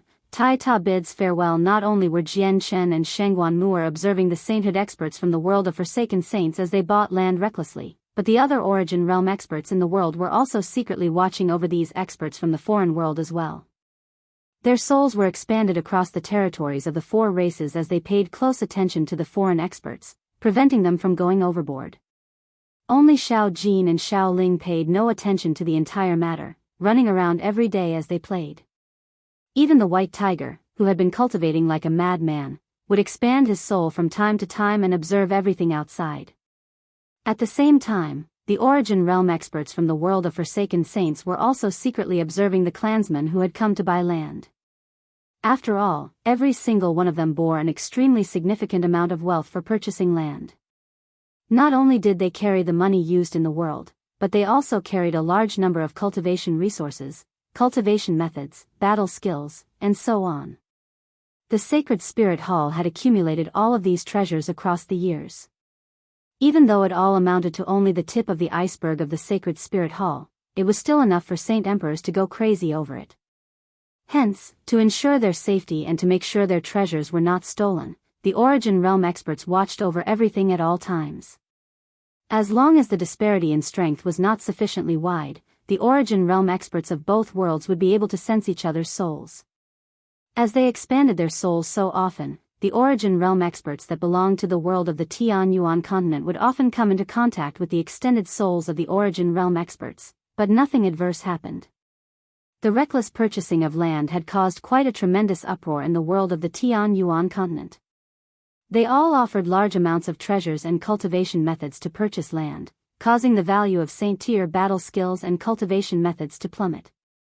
Basically every ancient clan and organization with Saint Kings who agreed to move received a Saint-tier battle skill or a Saint-tier cultivation method.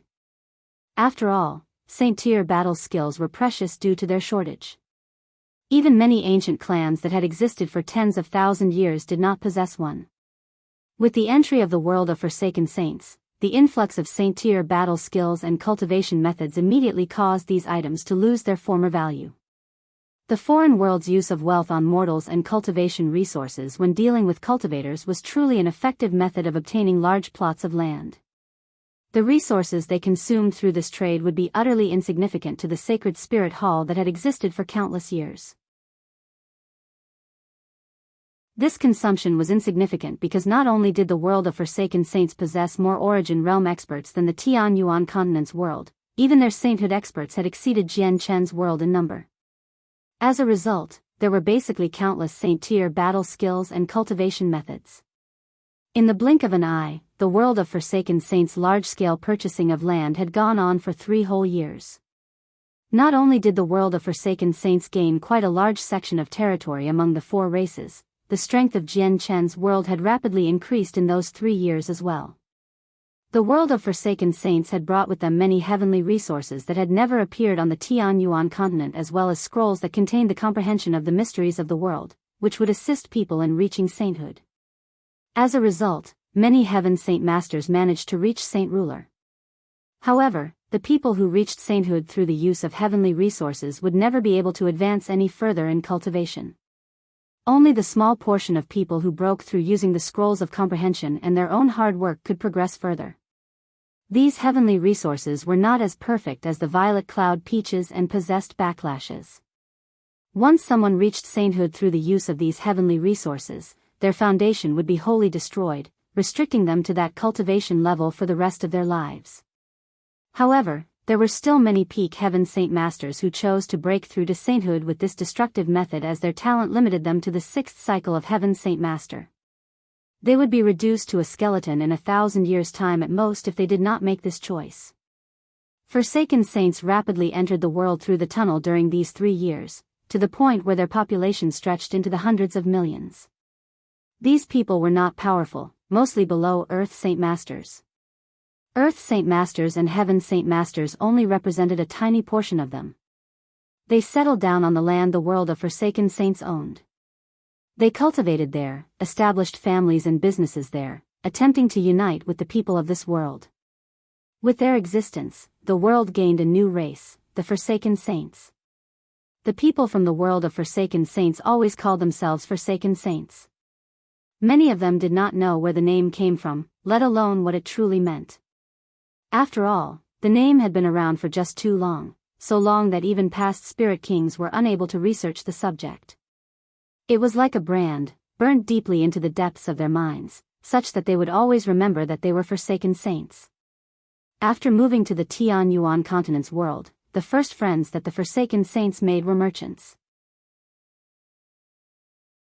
In the eyes of the merchants, there were no eternal enemies, only eternal profit.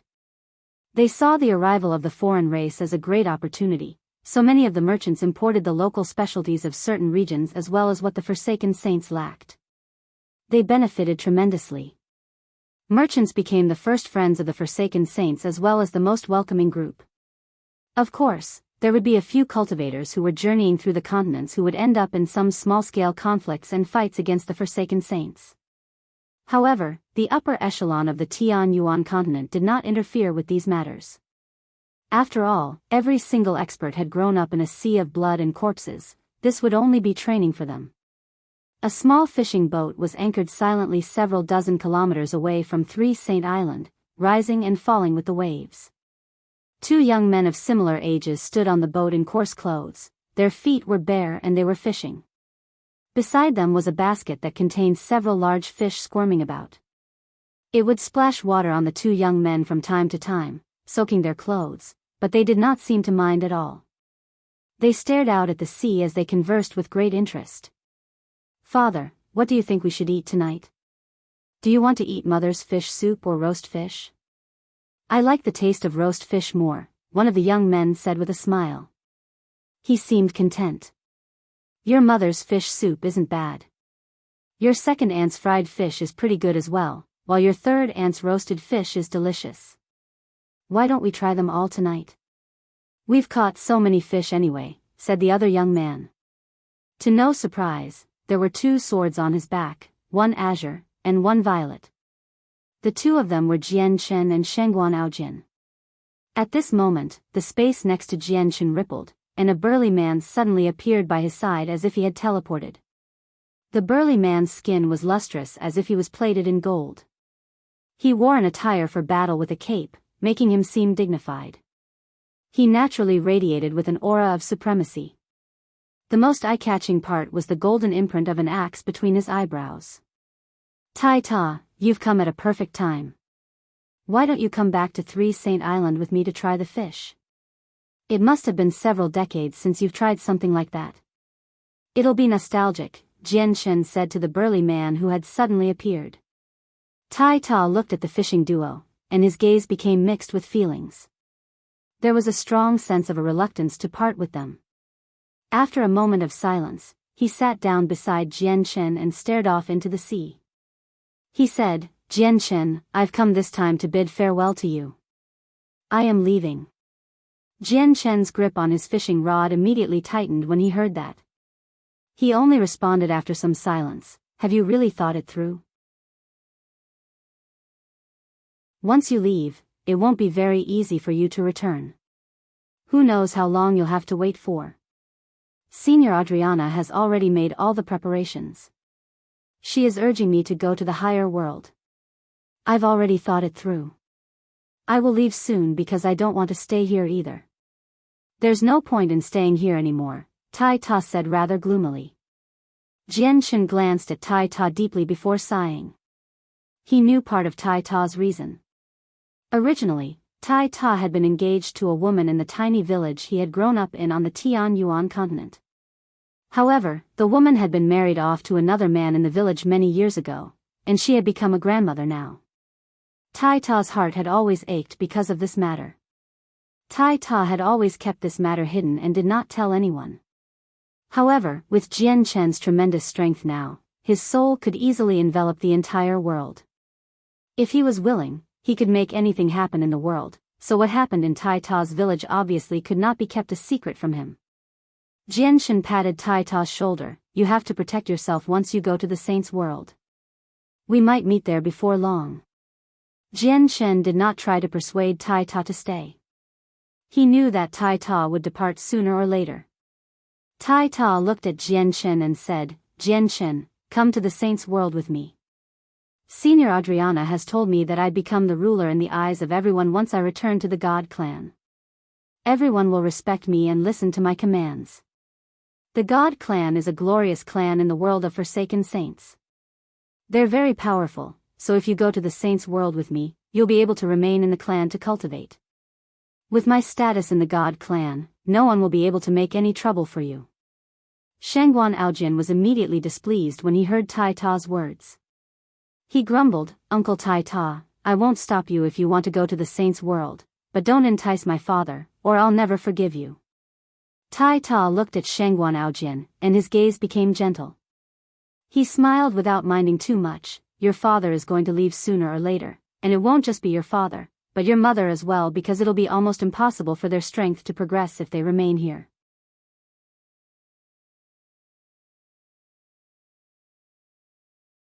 Chapter 1658, Doubts about Jian Chen's identity.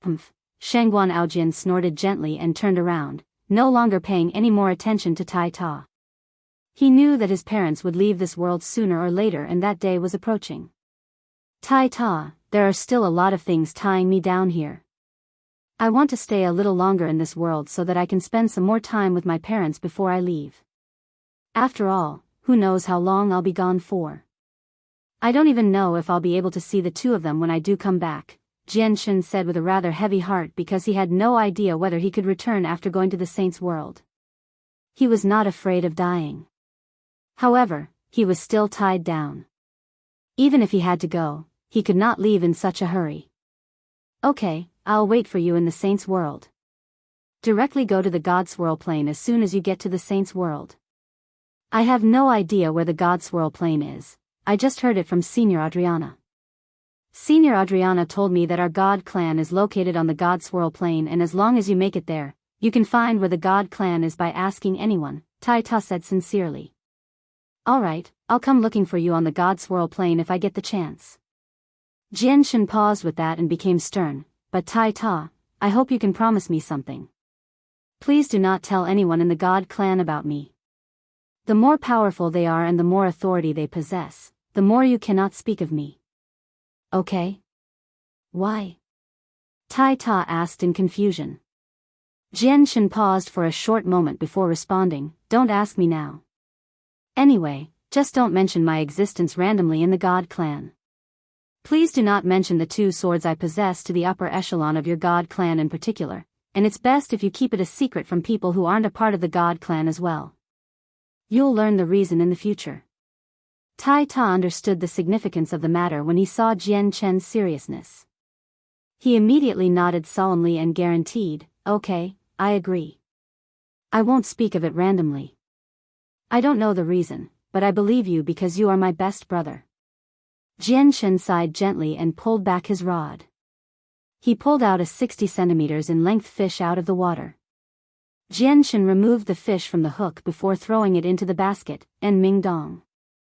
Ming Dong was sent to the Saints' world several years ago. With his strength back then, it definitely would have been challenging for him to survive in the Saints' world. His life will be in danger if he shows any carelessness at all. It has been so many years, and I wonder how he has been. I worry about him the most. Tai Ta, since you have the God clan in the Saints' world, I hope you can look for him using the God clan once you go to the Saints' world if you can. Jian Shen became worried when he mentioned Ming Dong. However, he still had some hope that Ming Dong had not been stranded in some place and the Anata Grand Prime's organization had protected him instead.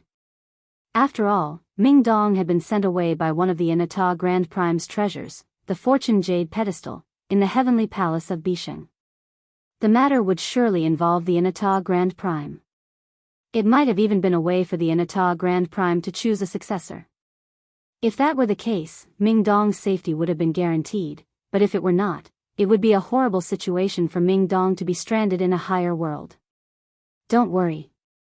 The matter has always been weighing on my mind. Ming Dong is also my friend, so I'll immediately get people to look for Ming Dong once I get back to the God clan, Tai Ta slapped his chest and guaranteed. Tai Ta and Jian Chen spoke for a very long time, only leaving when they knew it had become late. This was because both of them understood that this would be the last time they met in this world. Next time, they would see each other in the Saints' world. With Tai Ta's departure, Jian Chen and Shengguan Aojian returned to Three Saint Island. Jian Chen's heart felt rather heavy.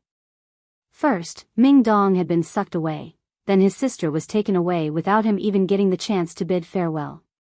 Now, Tai Ta was about to leave as well. He would lose one more close friend. Aside from this, what bothered Jian Chen the most was the identities of Tai Ta and himself. He was a successor of the Immortals world, a disciple of the Sword sect of Violet Heavens. This was an unshakable fact.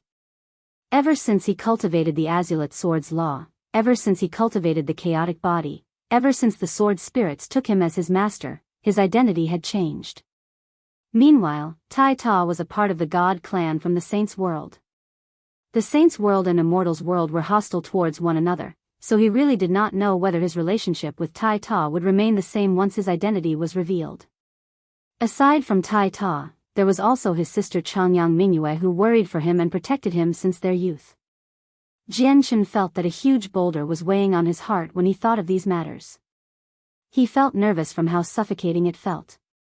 Internally, he was even slightly afraid of facing all this. In the War God Hall, Tai Ta sat on the throne boldly. His face was calm, but his eyes shone coldly and vigorously. He seemed dignified. The current him was no longer the country bumpkin who was just born yesterday. Tai Ta had truly matured in the past few decades, whether it be his temperament or personality. Jian Chen asked me to keep the matters about him a secret from the upper echelon of the God clan, in particular, his two swords.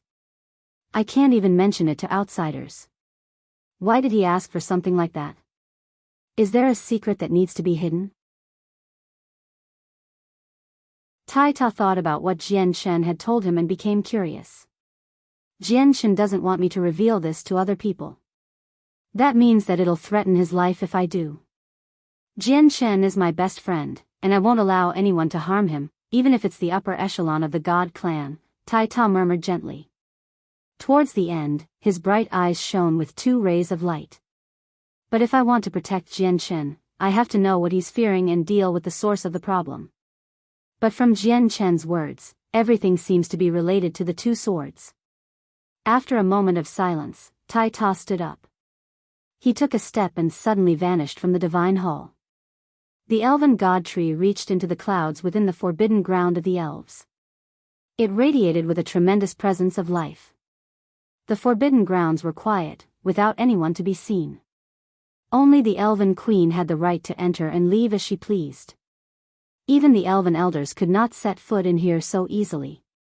At this moment, there was suddenly a flash of golden light. A figure had appeared silently before the elven god tree.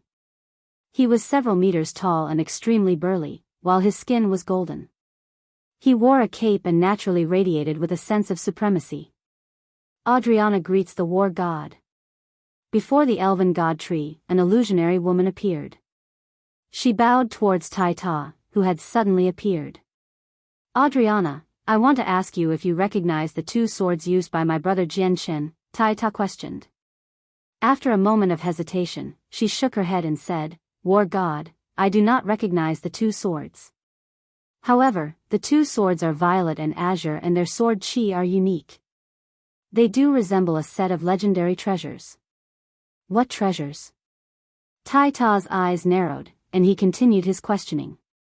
He already realized that he might be able to find out what Jian Chen feared from Adriana. Adriana recalled the past and said, they're supreme treasures of the Immortals world, the Azulite swords, also known as the twin swords of Yin and Yang. They are one of the 10 great god artifacts of the Immortals world. They are the sect treasures of the Sword sect of Violet Heavens, the chief sect of the 9 great sects in the Immortals world. It's said that the founding ancestor of the sect, Violet Heaven's immortal Exalt, personally forged the two swords. The Violet Heaven's Immortal Exalt is a peak expert from the Immortals world, one of their 5 grand exalts. Adriana's expression suddenly became rather complicated, and she said hesitantly, "Except that we're enemies with the Immortals world." If Jian Chen's swords are the twin swords, then, if they are, then what? Tai Ta asked in a deep voice. If they are, Jian Chen definitely won't be able to keep them, but that's given that he doesn't have any ties to the Immortals world.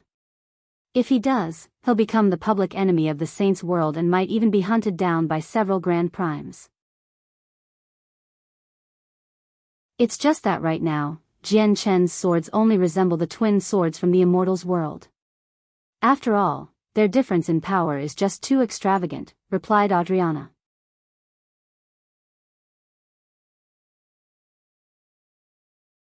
Chapter 1659, Tai Ta's departure. Tai Ta fell silent. He did not delve into the matter of the Immortals world. Right now, all he was thinking about was Jian Chen. Everything that Jian Chen had said to him earlier and his stern expression clearly appeared in his head. If Tai Ta were the same country bumpkin from several decades ago, he would have never thought so much. However, he had truly matured after he became the war god of the 100 races and reached the origin realm. After learning all this from Adriana and connecting it to what Jian Chen had told him before, he was basically certain that Jian Chen was related to the Immortals world. He did not know whether Jian Chen's swords were the azulate swords from the Immortals world, but he knew there was a connection between the two. A while later, Tai Ta suddenly stared at Adriana sternly and said with a heavy voice, "Adriana, Jian Chen is my best brother. It doesn't matter whether he has any connections to the Immortals world, but you cannot reveal anything regarding him, especially in regards to his two swords. Even if the upper echelon of the God clan asks you, you cannot speak of it. Do you understand?" Although Adriana was the greatest God King of the God clan, Tai Ta had basically directly ordered her right now. He seemed dignified and possessed an undefiable sense of power. "Yes, sir," Adriana replied politely. Not only was she completely fine with Tai Ta's words, but she also behaved like the situation was natural. As a member of the God clan, Adriana deeply understood just how revered the war god was in the God clan. Even though the current war god was still very weak and had not fully matured, even Hall elders or great elders in the God clan who basically led the entire clan would not dare to disobey the war god's will. This was because the war god was the soul of the entire God clan. He was their belief and their pillar of support. Only when the war god was present was their God clan truly the God clan. "I want you to swear." Tai Ta still did not find it enough as this matter was directly related to the life of his best brother. He could not afford any mistakes. "I, Adriana, swear." A month later, the elven god tree that had remained rooted in the forbidden grounds of the elves for millions of years vanished. Meanwhile, a vast swathe of kneeling people had already gathered. They extended from the top of the mountain to the base. From afar, it even seemed like the entire mountain had donned armor made from countless 100 races cultivators. That was not all. There were also countless cultivators of the 100 races who knelt on the land around the mountain. They reached into the hundreds of millions. It was such a grand view that it was enough to shock anyone and everyone. This was because today was the day the war god would leave this world and venture into an entirely new one. Everyone from the 100 races would gather here to send off the war god as long as they could. Across the wasteland continent, there were even more members of the 100 races who could not make it due to their strength and the distance, or there would have been even more people gathered here. The golden divine hall at the top of War God Mountain that everyone knelt towards suddenly began to shine with a dazzling golden light. The light was so bright that it outshone the sun, replacing it as the only source of light in the world. It illuminated the wasteland continent one last time. The War God Hall slowly rose up from War God Mountain, climbing higher and higher and faster. In the end, it turned into a streak of golden light, shooting into outer space at an extraordinary speed. At the same time, a considerable swirl gradually formed in outer space, slowly transforming into the gate to the Saints' world. The War God Hall that had become a golden streak of light rapidly approached the gate. At that moment, the War God Hall gained worldwide attention.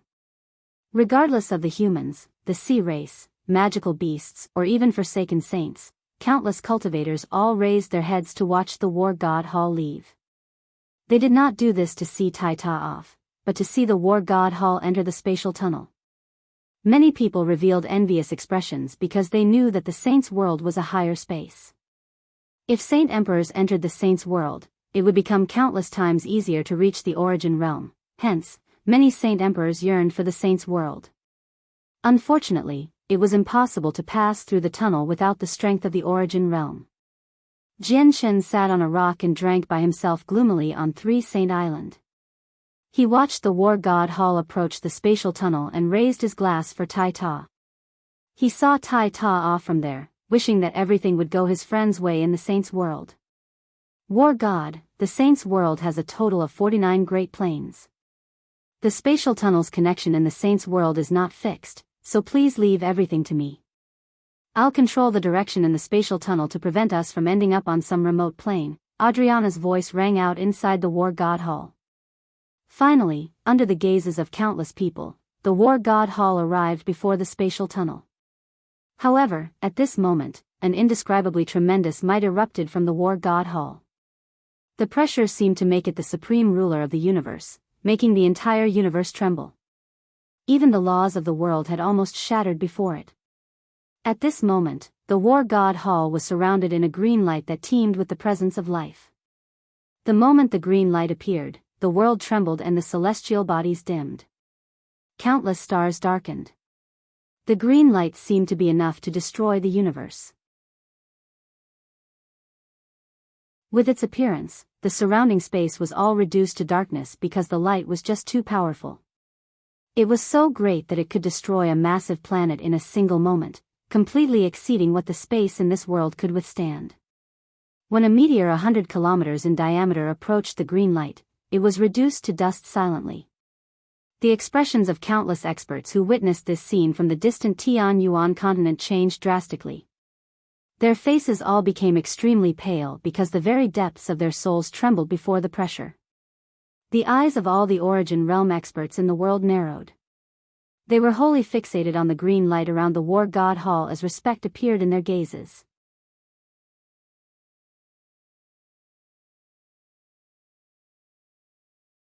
Chapter 1660. Going together, there were also some origin realm experts from the world of forsaken saints who remained in this world. They all showed expressions of fear as the pressure was far greater than anything they had ever felt from the Spirit King. God King, Shen stared at the green light from 3 Saint Island and murmured to himself. He had seen God Kings many times. Both Protector Shui and Adriana had come down to this world, but this was the first time he had seen the true might of a God King. They could annihilate universes with a twitch of their finger. In the depths of space, a violet sea of lighting gradually formed. Thick bolts of violet lightning crackled as they rapidly approached Adriana with an indescribable presence of the world. Now that Adriana's strength as a god king was exposed, the world no longer accepted her, so judgment descended. The judgment contained extraordinary power. Let alone the fact that Adriana was weakened and unable to use her full strength. Even when she was at peak condition, she definitely would have passed away from such a trial, unless she used the treasure that the experts of the God clan had bequeathed to her for the exact purpose of protecting her from the judgment of the world. However, before the violet sea of lightning had approached Adriana, the war god hall had already entered the tunnel to the saints' world while shrouded by the presence of light. It vanished from the world, and with its disappearance, Adriana's presence vanished as well. No longer able to sense Adriana's presence, the sea of violet lightning gradually dispersed in the end. Very soon, the universe returned to its previous peaceful state. Shen sat on 3 Saint Islands silently as he drank by himself. He gazed at the calm space in a daze. He knew that Tai Ta had left. He had left this world, and he had no idea when they would meet again. Perhaps, they would not meet again. The countless people kneeling towards War God Mountain rose on the wasteland continent. All of them were filled with a heavy reluctance to part with the War God. The War God Hall that had basically become the representation of the wasteland continent had vanished, now replaced by a golden statue. The statue stood 300 meters tall and seemed lifelike as if it was Tai Ta himself. A mysterious power circulated within it. It stood there silently with an indomitable spirit, radiating with power. It shone with golden light, which illuminated the surroundings. This was a statue that Tai Ta had left behind. The statue contained his power. It became the new symbol of the 100 races and was also a powerful defense, used to protect the 100 races. The uproar caused by Tai Ta's departure settled very soon. His departure made all his good friends feel depressed, while the people who had no ties to him did not care at all. At most, they would just think back to when Tai Ta led the 100 races against the world of Forsaken Saints and the crisis of the world and sigh as a result. Meanwhile, all the Forsaken Saints living in the other world basically felt relieved and joyful for Tai Ta's departure, without any exception whatsoever. Tai Ta's departure meant that there was one less powerful origin realm expert for the world. The world of Forsaken Saints had gained a complete, firm footing in the world of the Tian Yuan continent now. Whether it was the Tian Yuan continent, Beast God continent, Wasteland continent, or the Sea realm, they had gained a sizable piece of territory in all these places. They did not continue to expand unceasingly, as the upper echelon of the foreign world understood that although Chen had told them that they could buy land as they pleased, expanding too recklessly would lead to the interference of origin realm experts. The Forsaken Saints were currently attempting to unite with the people of the world completely. The people in charge of the world of Forsaken Saints did not wish to become locked in a dispute with the origin realm experts of the other world, as it would be detrimental to their race's future developments. Aside from that, they were not overly ambitious in the first place. They only wished to find a safe place for their weaker clansmen. The sainthood experts would mostly remain in their original world. With the entry of the Forsaken Saints, the world of Forsaken Saints also opened itself up to the people of the 4 races. The abundant energy of the world and origin energy in the world of Forsaken Saints had drawn over quite a few sainthood experts across the 4 races. Apart from that, many of the heavenly resources and treasures in the world of Forsaken Saints could not be compared to the other worlds, as their origin energy had never run out, allowing them to grow in an environment rich in origin energy across so many years. Just this was enough for many sainthood experts to treat the world of Forsaken Saints as a holy land. Many sainthood experts set off by themselves in search of fortuitous encounters to increase their strength. Although the laws of the world were gradually reaching completion in the world of the Tian Yuan continent and origin energy was reappearing, it would not be able to rival the world of Forsaken Saints so soon. As a result, the world of Forsaken Saints became a place where many sainthood experts needed to journey to. In the blink of an eye, 3 years had passed since Tai Ta's departure. In those 3 years, Chen remained on 3 Saint Island, rarely ever leaving the island. He did not pay attention to the developments of the outside world, nor did he interfere with anything on the Tian Yuan continent. He lived a life away from society. Chen had taken his parents to 3 Saint Island very early on. They lived on 3 Saint Island. Yu and Huang Wan were also cultivating on 3 Saint Island. Chen did not go into seclusion or cultivate across these years. He lived a straightforward and plain life, completely living like an ordinary person. He would take the boat out with Changyang Ba and Shengguan Aojian from time to time to go fishing. He seemed to be extremely satisfied. In recent years, Shengguan Aojian had stopped cultivating as well. He spent all his time by his father's side, but only he knew that he was not happy at all, despite often smiling and laughing on the surface. Instead, he felt that he was in extremely low spirits.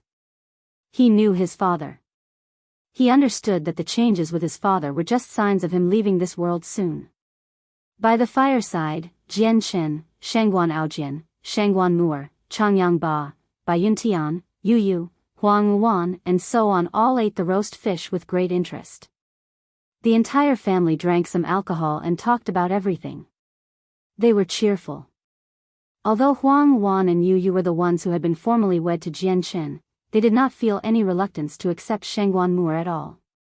Instead, they accepted Shengguan Mu'er as their elder sister, as there were many cases of a man taking up many wives on the Tian Yuan continent, let alone someone as outstanding as Jian Chen.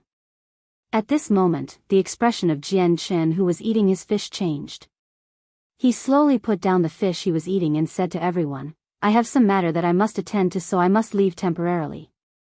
I will return very soon." With that, Chen vanished. At the same time, there was a flash of violet light across the distant sky, disappearing into the horizon.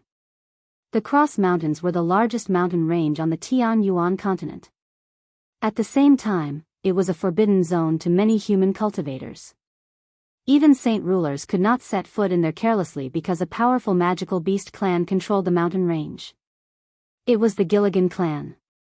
Even though the situation with the world had changed, the Gilligan clan was not affected because their dwelling was basically a place humans never set foot in.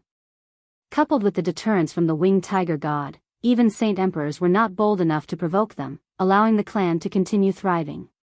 At this moment, on a mountain peak that reached into the clouds in the depths of the Cross Mountains, a middle-aged man with an ordinary appearance sat on a stone seat.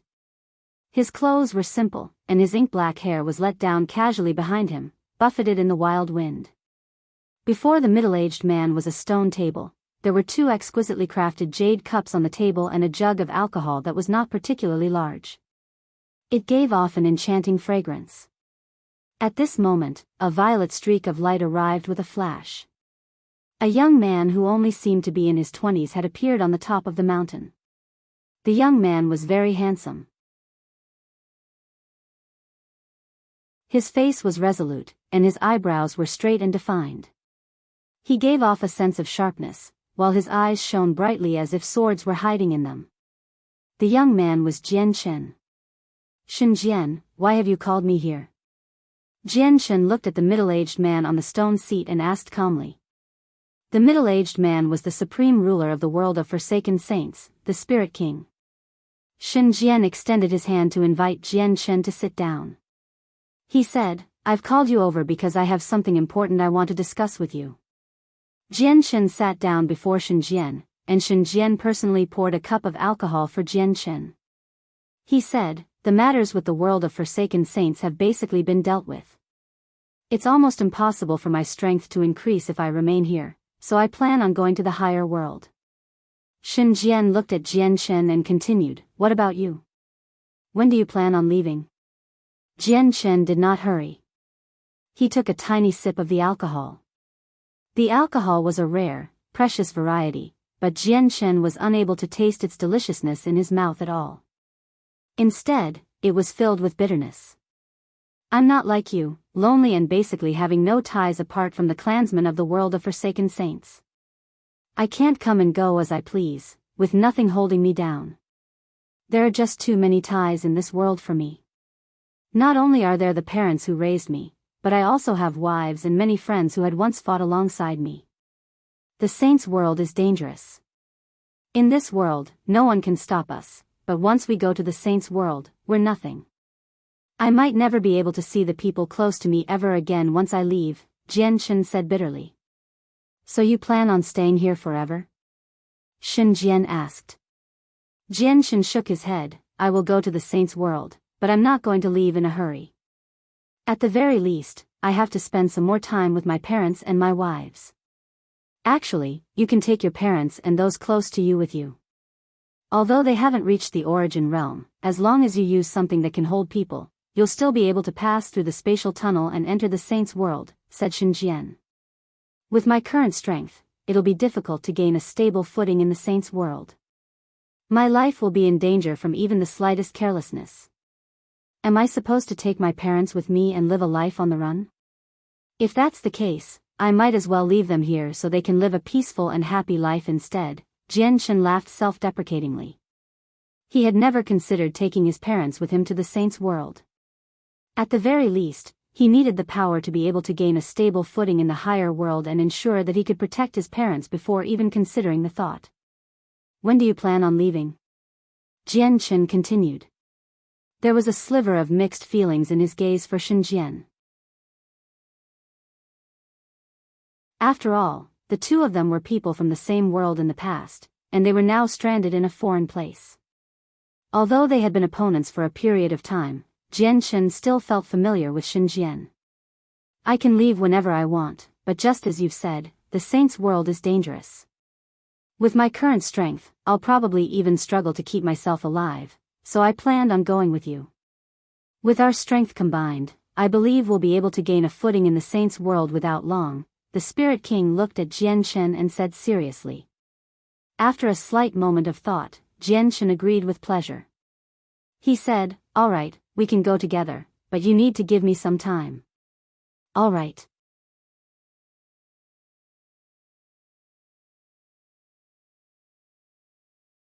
Chapter 1661, Refining the Profound Sword Chi. All of a sudden, Jian Chen felt like he no longer had much time left in this world after agreeing with the Spirit King's suggestion go to the Saints' world together. His departure would be much sooner than expected. As a result, Jian Chen valued every single day of the remaining time even more. He spent even more time by his parents' and wives' sides. Apart from them, he also visited his old friends frequently, such as Qin Shao, Tian Muling, Qin Ji, De Gufeng, and so on. Several decades had passed, so the status of his old friends had undergone drastic changes. Whenever they gathered together and spoke about matters of the past, they would all sigh as reminiscence flooded their eyes. 5 days later, Jian Chen heard some heartbreaking news. Kendall's wife, Fang, passed away. During her funeral, Jian Chen appeared with his wives, Changyang Ba, and Bai Yuntian to send her off one last time. Initially, it was supposed to be a very ordinary funeral, but with Jian Chen and everyone else's appearance, her funeral became an extremely great matter, raising the attention of many across the world and apparently caused quite the uproar. Many fighters in this world all sighed emotionally. Shen Fang was immortal, yet her funeral could actually draw the personal attendance of sovereign Jian Chen. What a great honor was that! Some people even said that if they could enjoy something like that when they died, they would end their lives right now without any hesitation at all. Shen Fang's departure had caused quite a few people to feel envious, as well as quite a lot of regret. They were envious about her friendship with sovereign Jian Chen and regretful over how she had such a great but short life. Sans mourned for his mother as he personally buried her. He remained remarkably calm throughout the entire process. He did not cry or show any sadness, but his silence gave away the grief he hid inside. 7 days later, Shen Fang's funeral came to an end. Jian Chen comforted Sans and was about to leave. "Captain, I want to leave the Flame Mercenaries. Please accept my departure." At this moment, Sans knelt down and pleaded Jian Chen. Jian Chen paused before turning around and looking at Sans with mixed feelings. He sighed gently. "Sans, your father personally founded the Flame Mercenaries. They are the memories of your father, so how can you leave? Also, I intended for you to inherit the position of captain, except your current strength and prestige in the Flame Mercenaries would definitely lead to the dissatisfaction of many if I passed it on too soon, which is why I still haven't done that. I plan to pass on the position at a suitable time once you've earned your own prestige. You would be the captain of the Flame Mercenaries at that time." Sans shook his head. "Captain, I don't want to inherit the position of captain. Although my father personally founded the Flame Mercenaries, you were the one who did all the development. It had nothing to do with my father. How can I inherit the position of captain? Please revoke it, captain." Jian Chen suddenly became stern after hearing Sans' words. He said with a gruff voice, "Sans, do you know what kind of organization the Flame Mercenaries has now become on the continent? The position of captain is enough to make countless people green with envy, yet you don't care about it at all. If your father knew about this, he would not be able to rest easy in the afterlife." Sans knelt on the ground and pushed his head deeply into the ground. He said sorrowfully, "Captain, I'm sorry. I've disappointed you and let you down. I've let down all the years of support you've provided me across the years. You can only blame me for my lack of ambition and ability. The passing of my mother has made me let go of a lot of things in the world. Now, I no longer wish for any glory on the Tian Yuan continent. I only want to manage this inn because it's the only thing that my mother has left to me. It contains the memories of my mother. Captain, please accept my resignation from the Flame Mercenaries." "You," Jian Chen looked at Sans, both furious and angered. He appeared exasperated about how Sans failed to live up to his expectations. However, there was also a profound sense of helplessness on his face. He could already see that Sans had made up his mind. Any more attempts at persuasion would not have much effect at all. He would end up forcing Sans instead. Jian sighed at the sky after a long while and said, whatever. Since you've already decided, I will respect your choice. With that, Jian became dejected. He left with a wave of his sleeve. He had decided for Sans to become the next captain of the Flame Mercenaries long ago, but Sans' choice had just disappointed him. Thank you, Captain, Sans replied politely. Sans, you have to remember that the Flame Mercenaries exists because of your father. If you think it through today and want to return to the Flame Mercenaries, that door will always be open to you, Jian's vigorous voice rang out. Sans stood up and looked at Jian with eyes filled with tears. He thought, Savior, you've helped my mother and I far too much in the past years. I'll never be able to repay your kindness, so how can I replace Bai Lian as the captain? Bai Lian is your sister after all. I can never do something like that, never. Several years later, Jian finally made up his mind to make the final preparations for Saint's World. After bidding farewell to everyone, he left 3 Island all by himself and went to the tunnel connected to the world of Forsaken Saints. The tunnel between the 2 worlds was no longer as empty as before. Instead, it had become hectic. There would be people of various races passing through the tunnel between the 2 worlds from time to time. There was an island in the water near the tunnel created by a Saint Emperor. Various merchants had set up stands there, holding huge auctions to auction off treasures obtained from the world of Forsaken Saints. It had already developed into quite a large city. Jian did not stay there for too long. He turned into a blur and directly entered the tunnel, heading towards the world of Forsaken Saints. The tunnel had stabilized now, but it still reacted violently to Jian's entry with his current strength.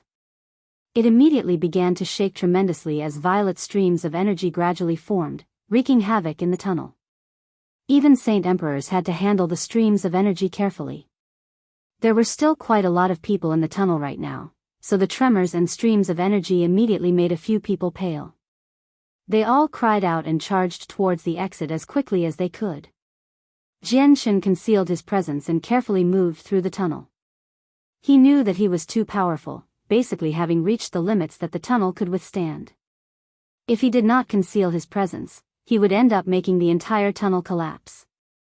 At the same time, he flicked a finger and shot out strands of sword chi, dispersing the energy in the distance to protect the cultivators who fled from harm. The sword chi had only reached peak Saint Emperor in strength at most, so he did not have to worry about it damaging the tunnel. When Jian emerged from the tunnel, he saw a familiar, blood-red world. In the blood-red world was a red sun and moon, as if they had been painted by blood. It caused the entire world to be filled with a malevolence feeling. This was the second time Jian had come to the world of Forsaken Saints. He was accompanied by Shangguan Mu'er during the first time and was hostile towards the world back then.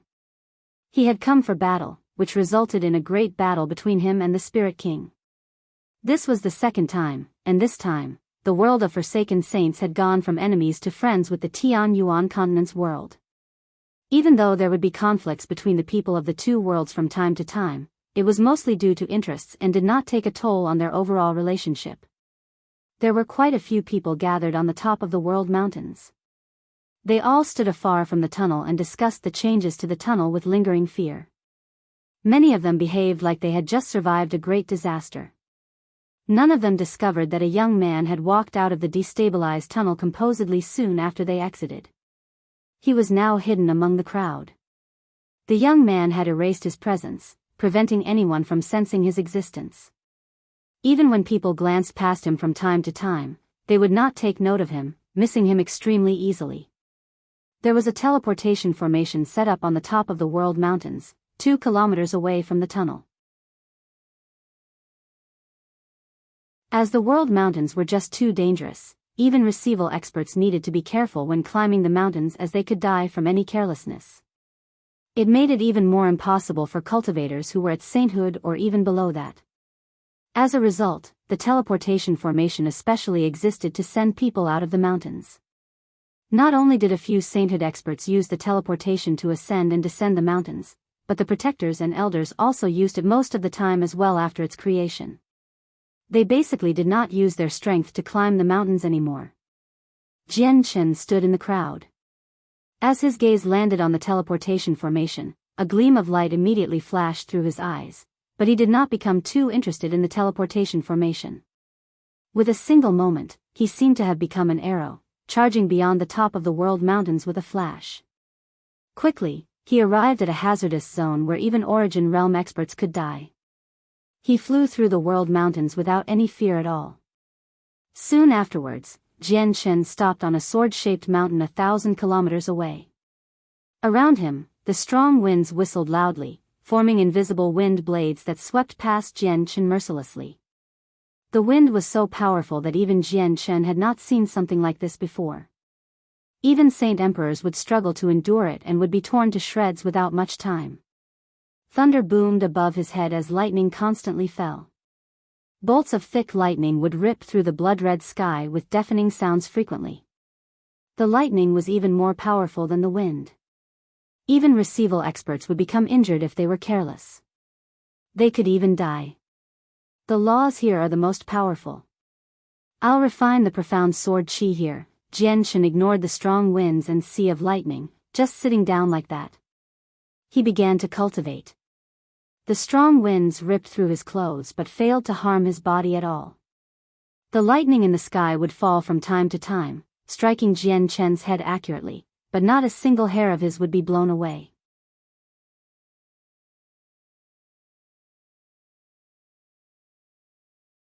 Chapter 1662. The Sword Chi's appearance throws world in shock. 1. The profound sword chi was a technique that the sword spirits had passed on to Chen.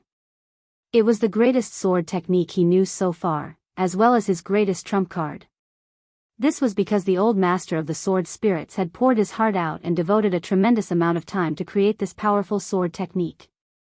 It had reached the peak of God tier, and its name had rung through the entire Immortals world in the past as well. It was known as one of the greatest God-tier battle skills in the Immortals world. Logically, the greater a technique was, the greater the requirement on the cultivator was to comprehend and use it. Usually, God-tier techniques required people to be immortal monarchs at the very least to comprehend and gain a grasp over them, but not all techniques were like that.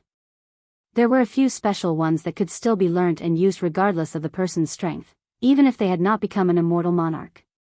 The profound sword chi was one of these techniques. Chen sat on the top of the mountains and ignored the buffeting from the strong winds. He allowed the bolts of lightning to fall from the sky and land onto him. He did not take any defensive measures at all, directly beginning his refinement there. Even Origin Realm experts suffered the risk of losing their lives in such a horrible environment. No one would go here unless they had to. As a result, just the natural environment here became Chen's best measure of defense. At the same time, with the entire world of Forsaken Saints in perspective, no one aside from the Spirit King could injure him anymore with his 9th-layer chaotic body. The profound sword chi has a total of 9 strands. Only by refining all of them can the full power of this peak God-tier technique be demonstrated. However, even if I only refine a single strand, its power will still exceed all the sword techniques I know right now. This will become my greatest trump card in the Saints world. Refining the strands of profound sword chi is related to my comprehension of the way of the sword. I can only refine all 9 strands when I become a sword god, but right now I've only comprehended to the major achievement of sword origin. It just happens to be enough to refine the first strand of profound sword chi. If I can reach great perfection of sword origin, I'll be able to refine the second strand.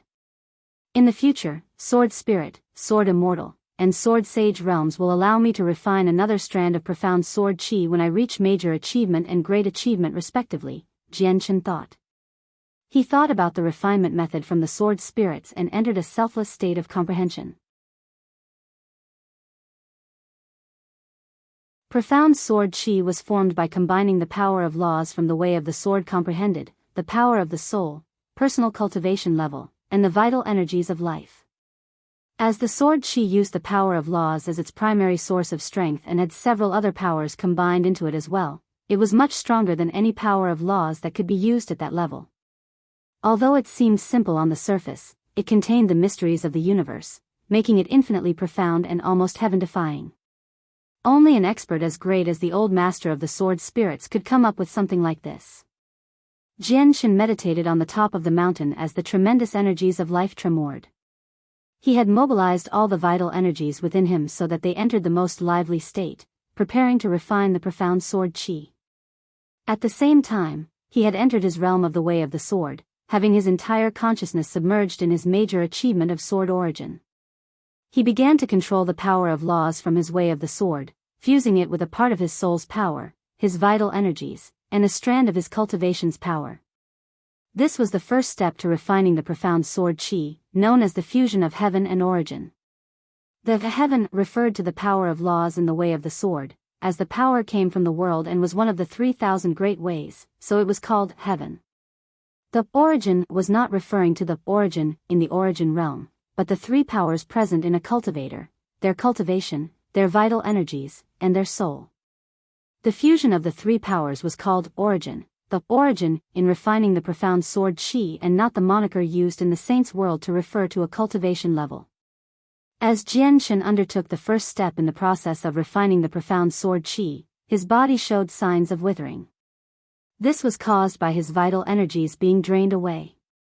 During the first step, the power of his soul, cultivation, and life would be constantly drained away, ground away by the power of laws. After all, the power of laws were just too great. Even with Chen's comprehension of the way of the sword remaining at the major achievement of sword origin, the power of laws from that level was still much stronger than the power of his soul, cultivation, and life combined. As Chen meditated, his body gradually withered and his face became haggard as well. The constant consumption during the fusion process of his vital energies, power of the soul, and power of laws caused this scene. At the same time, his chaotic force was being consumed as well. Chaotic force was his power of cultivation, so his chaotic night invisibly shrank. Although I can use the power of the way of the sword, every time I've used it is just stacking it on top of chaotic force at most, not truly fusing them. Fusing the four powers will be extremely difficult, so this first step will be the hardest. I'll need to reach a juncture where I find the balance between the four powers if I want to succeed. Then I need to fuse them all in one stroke and complete the first step, Chen thought. He already knew how difficult it would be to refine profound sword chi. If he failed to complete the first step before his vital energies, power of cultivation, and power of soul ran out, his attempt this time would end in failure. Fortunately, he could recover everything he consumed in the process, so even if he did fail, his life would not be in danger. He could recover and continue trying. Chen spent a total of 10 years on the first step but still failed to succeed. By now, Chen had been reduced to a bag of bones, while his face was waxen. He seemed ancient. His head full of hair had withered as if all the signs of life had been drained from it. I can't last much longer. It's just too difficult to combine the power of my cultivation, soul, life, and way of the sword. It looks like I can only end my first attempt in failure, Chen thought. However, he did not become dejected because the profound sword chi was a peak god-tier technique. Refining it would obviously be difficult. However, just when Chen wanted to give up, a gleam of light suddenly flashed through his eyes. He could clearly feel that although the power of laws continued to eat away the other three powers when they came into contact with each other, a tiny sliver of power had entered the power of laws. A juncture. This is the juncture of success. Chen's attention gathered, and without any hesitation, he immediately poured the vital energies, power of cultivation, and power of soul into the power of laws despite the former three almost running dry. He wanted to complete the most crucial step in a single stroke. Finally, just when Chen's vital energies and power of the soul were about to run dry, he smiled victoriously. 3 inches before his forehead hovered a finger-sized white sword chi. The sword chi was small, but Chen could clearly feel the greatness of the power it was hiding. It had reached a level that was enough to make him shiver. I never thought that the power of laws would become so great after fusing with other powers. Chen stared at the tiny sword chi with great interest. The sword Qi was created from the fusion of the powers of his soul, cultivation, life, and laws, so the power contained in the sword Qi had even surpassed the power of laws before fusion. This was a power that was even greater than the power of laws. It was on a whole new level, even though it was so weak right now. There are 2 steps to refining the profound sword Qi. I've already completed the first step now, but the second step should be much easier in comparison.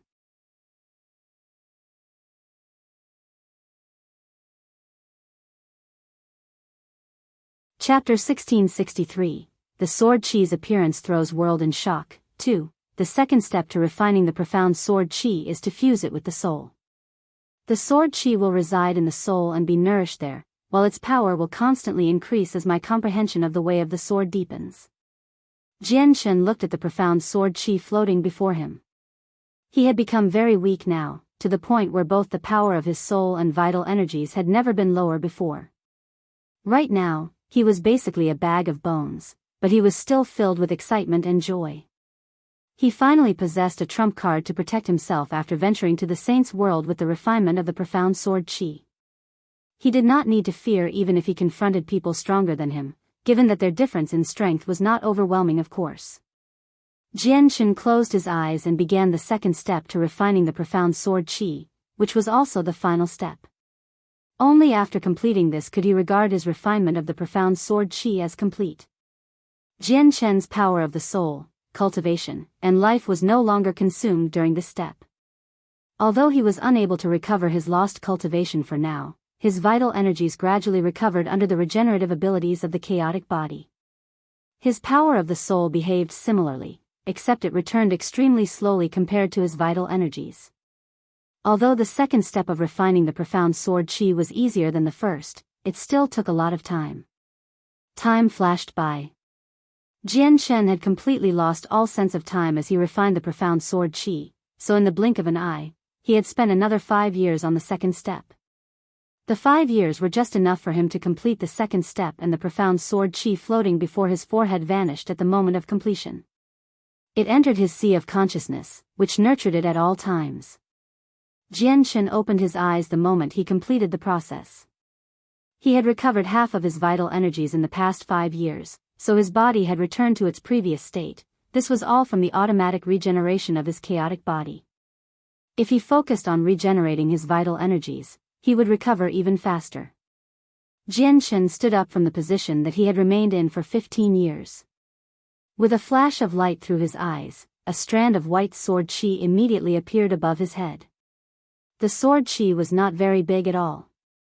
In fact, it could be described as tiny. It was only as long as a finger and shone with dazzling white light. However, the moment the sword Qi appeared, a devastatingly powerful pressure erupted from within. As the pressure expanded, the terrifyingly strong winds in the center of the world mountains and the flickering lightning all calmed down. The wind stopped and the lightning vanished as if they had fled in the face of terror. The blood-red sky of the world of forsaken saints became dyed white with the profound sword Qi's appearance. The color expanded in all directions, enveloping a region of countless tens of thousands of kilometers. It alarmed many cultivators in the world of forsaken saints. At that moment, countless cultivators in the world of forsaken saints raised their heads in shock. The original inhabitants of the world, the forsaken saints, felt strange inside in particular. After all, they had remained in the world for so long and understood it extremely well.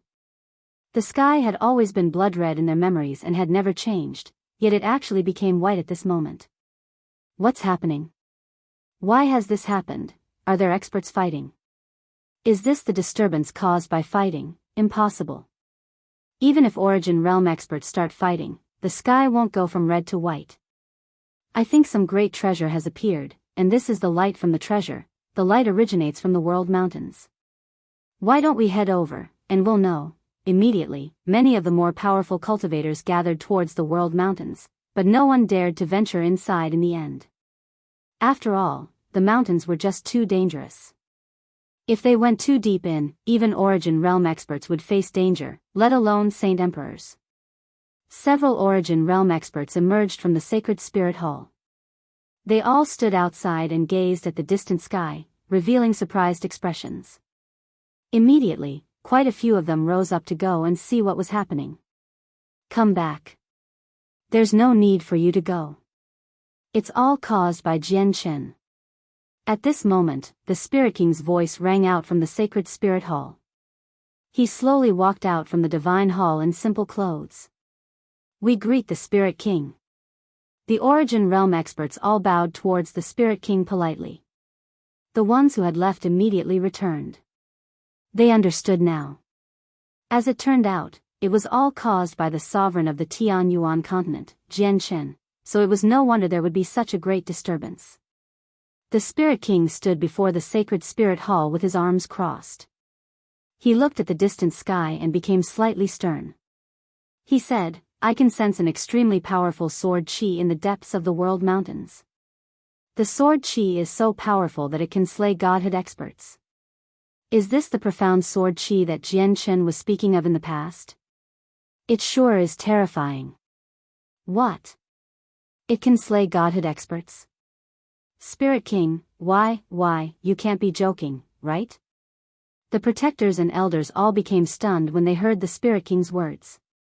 They could not help but think of Chen's handsome and resolute face as they trembled from the bottom of their hearts. Possessing battle prowess at godhood, even if it was just the weakest among godhood, was already enough to stand supreme in this world. Yet now, a power that could actually slay godhood experts had appeared, so they all became astounded. Chen was still slightly weaker before. It has only been so many years, yet he has already grown to such a level. He has become an existence that I can only look up to, Xiongzhong murmured with complicated emotions. The other protectors and elders experienced mixed feelings as well. In the world mountains, Chen put his profound sword qi away in satisfaction. With a single movement, he left the region. Jumping onto the Ziying sword, he flew fearlessly through the sky and headed directly towards the sacred spirit hall. Chen's strength allowed him to travel at unbelievably great speeds, so he arrived before the sacred spirit hall very soon. His arrival shocked the upper echelon of the sacred spirit hall. All the protectors and elders came out to welcome him. They all bowed towards him, whether they were receival protectors or returnance elders. They said politely and with many other emotions, "We greet Sovereign Chen." They would have never been so polite to Chen in the past, but now that they had learnt that Chen possessed the power to kill godhood experts, they became extremely fearful of him. The Spirit King invited Chen into the sacred spirit hall and asked him, "Have you made all your preparations since you're visiting me now?"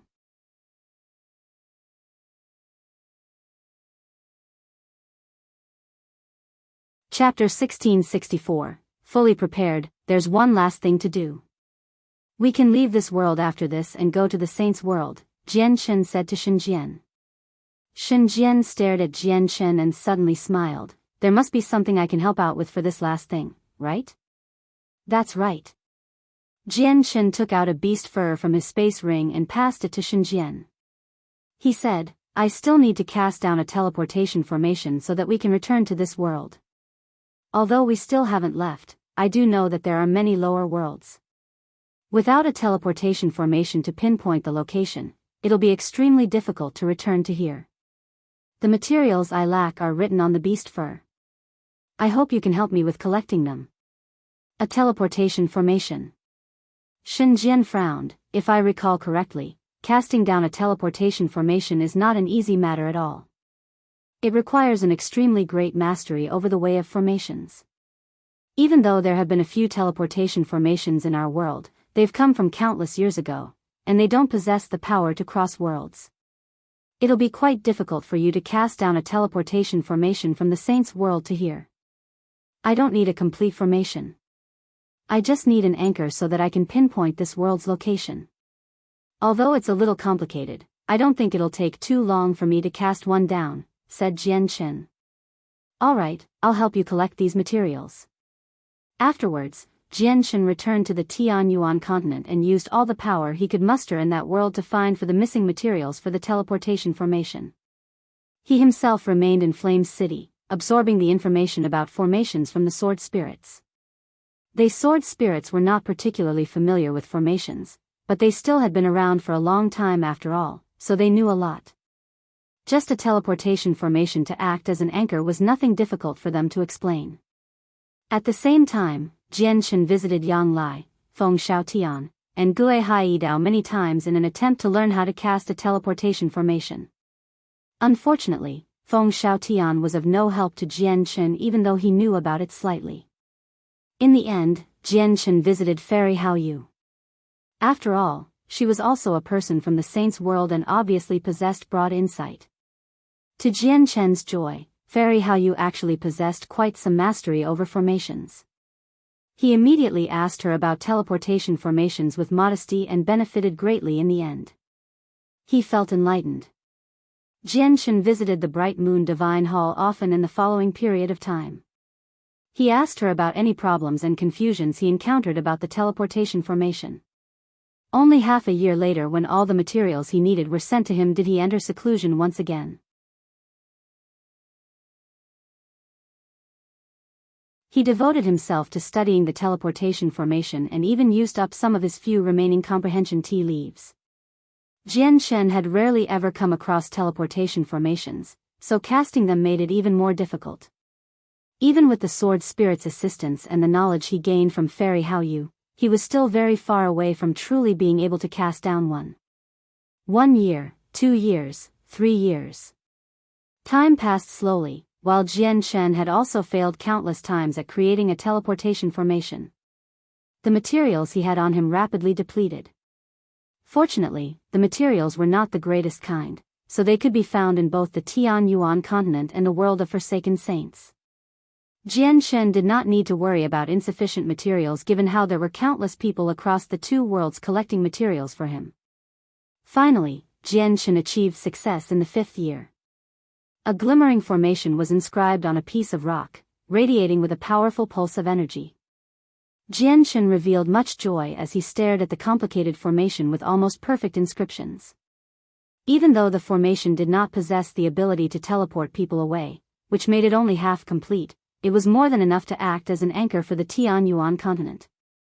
He no longer needed to fear being unable to find the Tianyuan continent in the saints' world with this formation.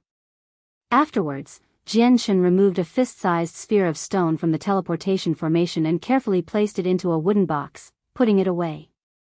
The stone sphere possessed a form of connection with the teleportation formation, which would be crucial for him to return after going to the saints' world. Afterwards, Chen cast down more than a dozen other formations in various places on the Tianyuan continent as he was afraid that the teleportation formation would be damaged. He chose extremely remote locations for each one, and he left behind a sword formation to protect each one. At the same time, he removed a similar spherical stone from each formation, storing them away carefully. Chen still did not feel that it was secure enough. In the end, he directly flew into deep outer space and cast down 3 formations across the 2 halves of the moon. Afterwards, he cast down a few more on a few distant planets from the moon. These would form his path back home. He could not afford to make any mistakes. Even though no one would ever destroy his work if he announced it with his current prestige, he needed to be prepared for the worst-case scenario. Chen was finally relieved after settling the matter of the teleportation formation. He returned to the Tianyuan continent and immediately summoned all the Origin Realm experts in his world. Very soon, the Sea Goddess, Houston, Yang Lai, Feng Xiaotian, Gui Haidao, Shangguan Mu'er, Xiao Jin, Xiao Ling, and so on all gathered in Flame City. They all seemed to understand why Chen had summoned them there, so they all experienced extremely mixed emotions. Great-grandfather, seniors, I will be setting off for the Saints' world before long. I was wondering if any of you wished to come along.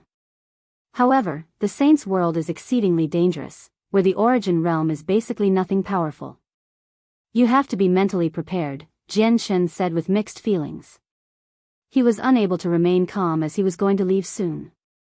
Although he would still return in the future as he had even cast down the teleportation formations, he did not know who would still be alive when he did return. Oh yeah. We're finally going to the Saints' world. Big brother, you have to take me to go search for Master. I miss Master so much. Aside from Xiao Ling, who cheered excitedly. Everyone else remained silent. After a moment of silence, the sea goddess broke the silence first. I'm still a little too weak right now. There's no hurry for me to go to the saint's world, so it won't be too late for me to go after I reach reciprocity. Originally, there were 10 of us who arrived in this world. Currently, only the 3 of us have awakened. We won't be going to the saint's world for now. We plan on staying here for another 10,000 years. If they still don't awaken in those 10,000 years, we can only choose to leave, said Feng Xiaotian. He also spoke about the intentions of Gui Haidao and Yang Lai. Jian Chen, I'll go to the saint's world with you. I have the Empyrean demon orb, so I shouldn't become a burden to you. Houston smiled, deciding to go with Jian Chen.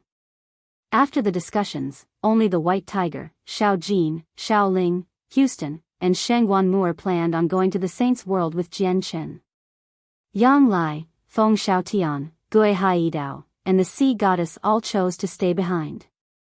Jian Chen, you have to take me with you. You can't forget about me, the great newbies. At this moment, newbies barged in loudly despite having been missing for quite a while. He had directly yelled out, showing no respect towards Jian Chen.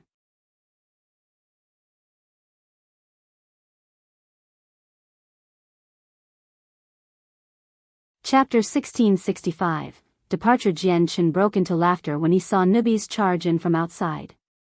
He said, "Newbies, haven't you been living quite the life with your 2 concubines? Going with me to the saint's world will be a life of blood, so why bother at all? You have to bear in mind that even if I go to the saint's world with my current strength, it'll be very difficult to even gain a stable footing. A bloody life is the best life in my eyes because only a life like that will be a challenge. Jian Chen, I've put it very clearly. If you want to go to the saint's world, you can't leave me behind. Otherwise, you're no longer my brother," newbies said. He was filled with excitement and eagerness, clearly anticipating the journey to the saint's world. Oh right. I heard that only Origin Realm experts can pass through the spatial tunnel to the saint's world. I still haven't reached the Origin Realm, so think of something for me. Just don't leave me behind, said newbies.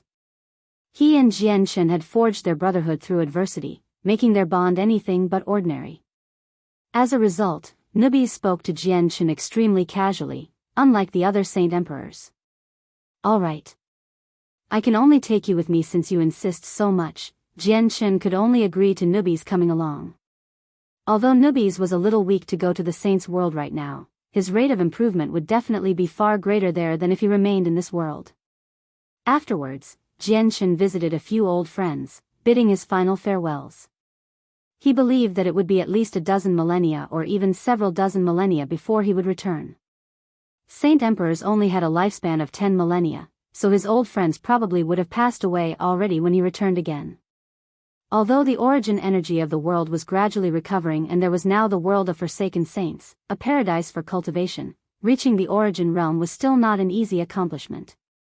Jian Chen then went to find Hao Wu in a remote mountain range. Hao Wu had already become a Saint Emperor now, but he had become an old man instead. He had left Czar Kaiyun and secluded himself in the mountains, cultivating in solitary. Jian Chen's emotions became extremely mixed when he saw the wrinkly, gray-haired old man because this was his father-in-law. After explaining that he was about to leave this world, Hao Wu fell silent. He only responded with a soft sigh after quite a while. Jian Chen, I hope you can look after Mu'er well in the saint's world. I will. Jian Chen swore an oath to himself and Hao Wu. Jian Chen left after his conversation with Hao Wu. Soon, he arrived 1,000 kilometers away from where Hao Wu cultivated. There was a mountain that directly plunged into the clouds there, and there was also a small, wooden hut on it. A beauty in a violet dress sat before the wooden hut, gazing into the distance in a daze. Her face was filled with uncontainable sorrow and memories. She was the ancestor of the Czar family from the city of God, Czar Kaiyun. She had left the clan many years ago, no longer interfering with any matters in the clan. She had always remained on the mountain, living a life of seclusion. Aside from cultivation, she liked to do this the most, gazing into the distance in a trance. The direction she gazed in was where Hao Wu had settled down. 1,000 kilometers was originally nothing more than a step for Czar Kaiyun, a saint emperor, but it felt like the ends of the earth in her heart. Chen hovered in the air and gazed at Czar Kaiyun. His feelings were mixed, and he left after heaving a soft sigh. Czar Kaiyun had failed to sense Chen's arrival at all. In the end, Chen visited Tianjin. Tianjin had originally become a saint emperor through the saint's world. Chen then gifted him a violet cloud peach, allowing his strength to increase drastically once again. He was now an 8th heavenly layer saint emperor, making him one of the most powerful people below the origin realm. Chen had a long conversation with Tianjin. Then he pulled out a white fur from his space ring and forcefully shoved it into Tianjin's hands. This was the fur of the winged tiger god, which covered the way of slaughter from Mo Tianyun. The origin realm experts of this world had tried to comprehend it many times, but they failed to get anything out of it in the end. After a few cycles, it returned to Chen's hands. Right now, Chen had given the beast fur to Tianjin solemnly. Mo Tianyun had left behind the way of slaughter, and Mo Tianyun founded Mercenary City. As the great elder of Mercenary City, it was only right for Tianjin to inherit the beast fur. Whether he could actually comprehend the way of slaughter would be a whole different matter. Chen had considered giving the beast fur to Shengguan Aojin, but he possessed the innate chaotic body. He had his own path to take, so giving the beast fur to Tianjin would be a better choice. After bidding farewell to Tianjin, Chen visited the Supreme Divine Hall left behind by Mo Tianyun. He took away Kaya, who remained unconscious in the crystal coffin with him, as well as the 7-colored heaven-devouring beast who had always been watching over her silently. Chen was currently helpless about Kaya's situation. As a result, he planned on taking her to the saint's world with him. He hoped to find a way to awaken her there. Afterwards, Chen went to the world of Forsaken Saints again. He found the 4 brothers who were cultivating there and asked them if they wanted to go to the saint's world with him. Chen, we don't want to go to the saint's world yet. We want to cultivate for some time in the world of Forsaken Saints and go once we're stronger, said Ada. Chen nodded and said nothing more. He turned around and left. 3 days later, all the origin realm experts in the 2 worlds arrived on the Tianyuan continent because this day was Chen and the Spirit King's day of departure. Everyone had come to see them off. Aside from the origin realm experts from the Tianyuan continent, there were many saint emperors and people who were familiar with Chen. This included Tianjin and the few remaining elders of Mercenary City, Tianmu Ling from the Tianmu clan, as well as the 2 elders of Tianmu Ling who were frequently by her side, Huang Tianba of the Huang family, Qin Shao of the Tianqin clan, Qin Ji of the Qinhuang kingdom and their imperial protectors, Quan Yukai and Kara Liwei of the Radiant Saint Master Union, the Turtle clan experts, Hall Master of the Sea Goddess Hall, Xia Wang, and so on. In general, basically everyone who was familiar with Chen that was still in the living world was present. Even the 4 brothers who were cultivating in the world of Forsaken Saints had come specially to see them off.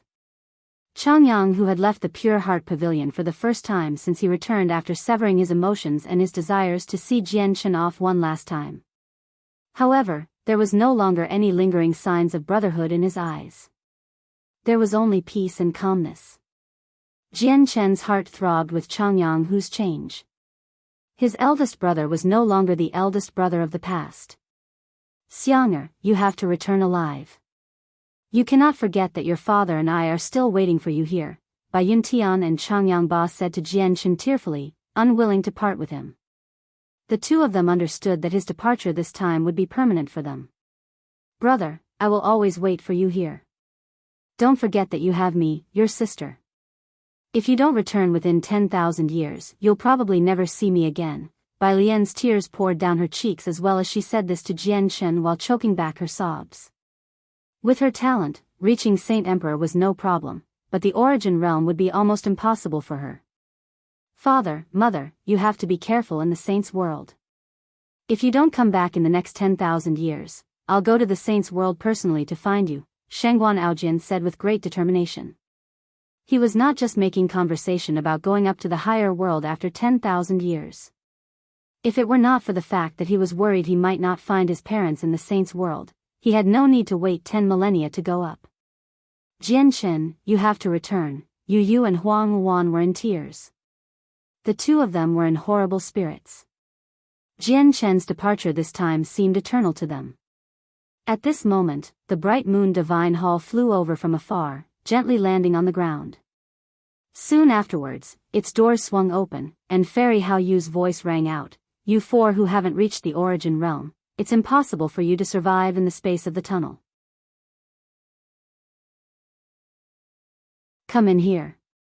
With that, Rui Jin, Hong Lian, Hei Yu, and newbies all entered the bright moon divine hall. It won't be smooth sailing traveling through the spatial tunnel. If we're unlucky, we'll come across some danger. I advise everyone to enter my bright moon divine hall aside from Jian Chen and the Spirit King, just in case of any accidents, Fairy Hao Yu continued. Xiao Zhong immediately became displeased when he heard that. He said, "Your divine hall doesn't seem sturdy at all. With my strength at reciprocity, how is it possible for me to be safer if I stay in your divine hall? Let alone your puny strength at reciprocity, even if Jian Chen moves through the spatial tunnel with his current strength, it won't be as safe as remaining in my divine hall.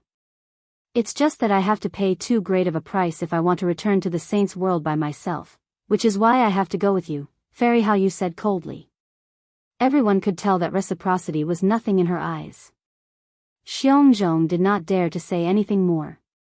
Instead, he glanced at Jian Chen. He would have definitely believed that Fairy Hao Yu was telling tales if she did not use Jian Chen as a point of comparison. He would have never complied with his personality. However, now that Fairy Hao Yu had mentioned that even Jian Chen would be safer by remaining in her divine hall, she clearly held no regard for Jian Chen at all. He wanted to see Jian Chen's reaction.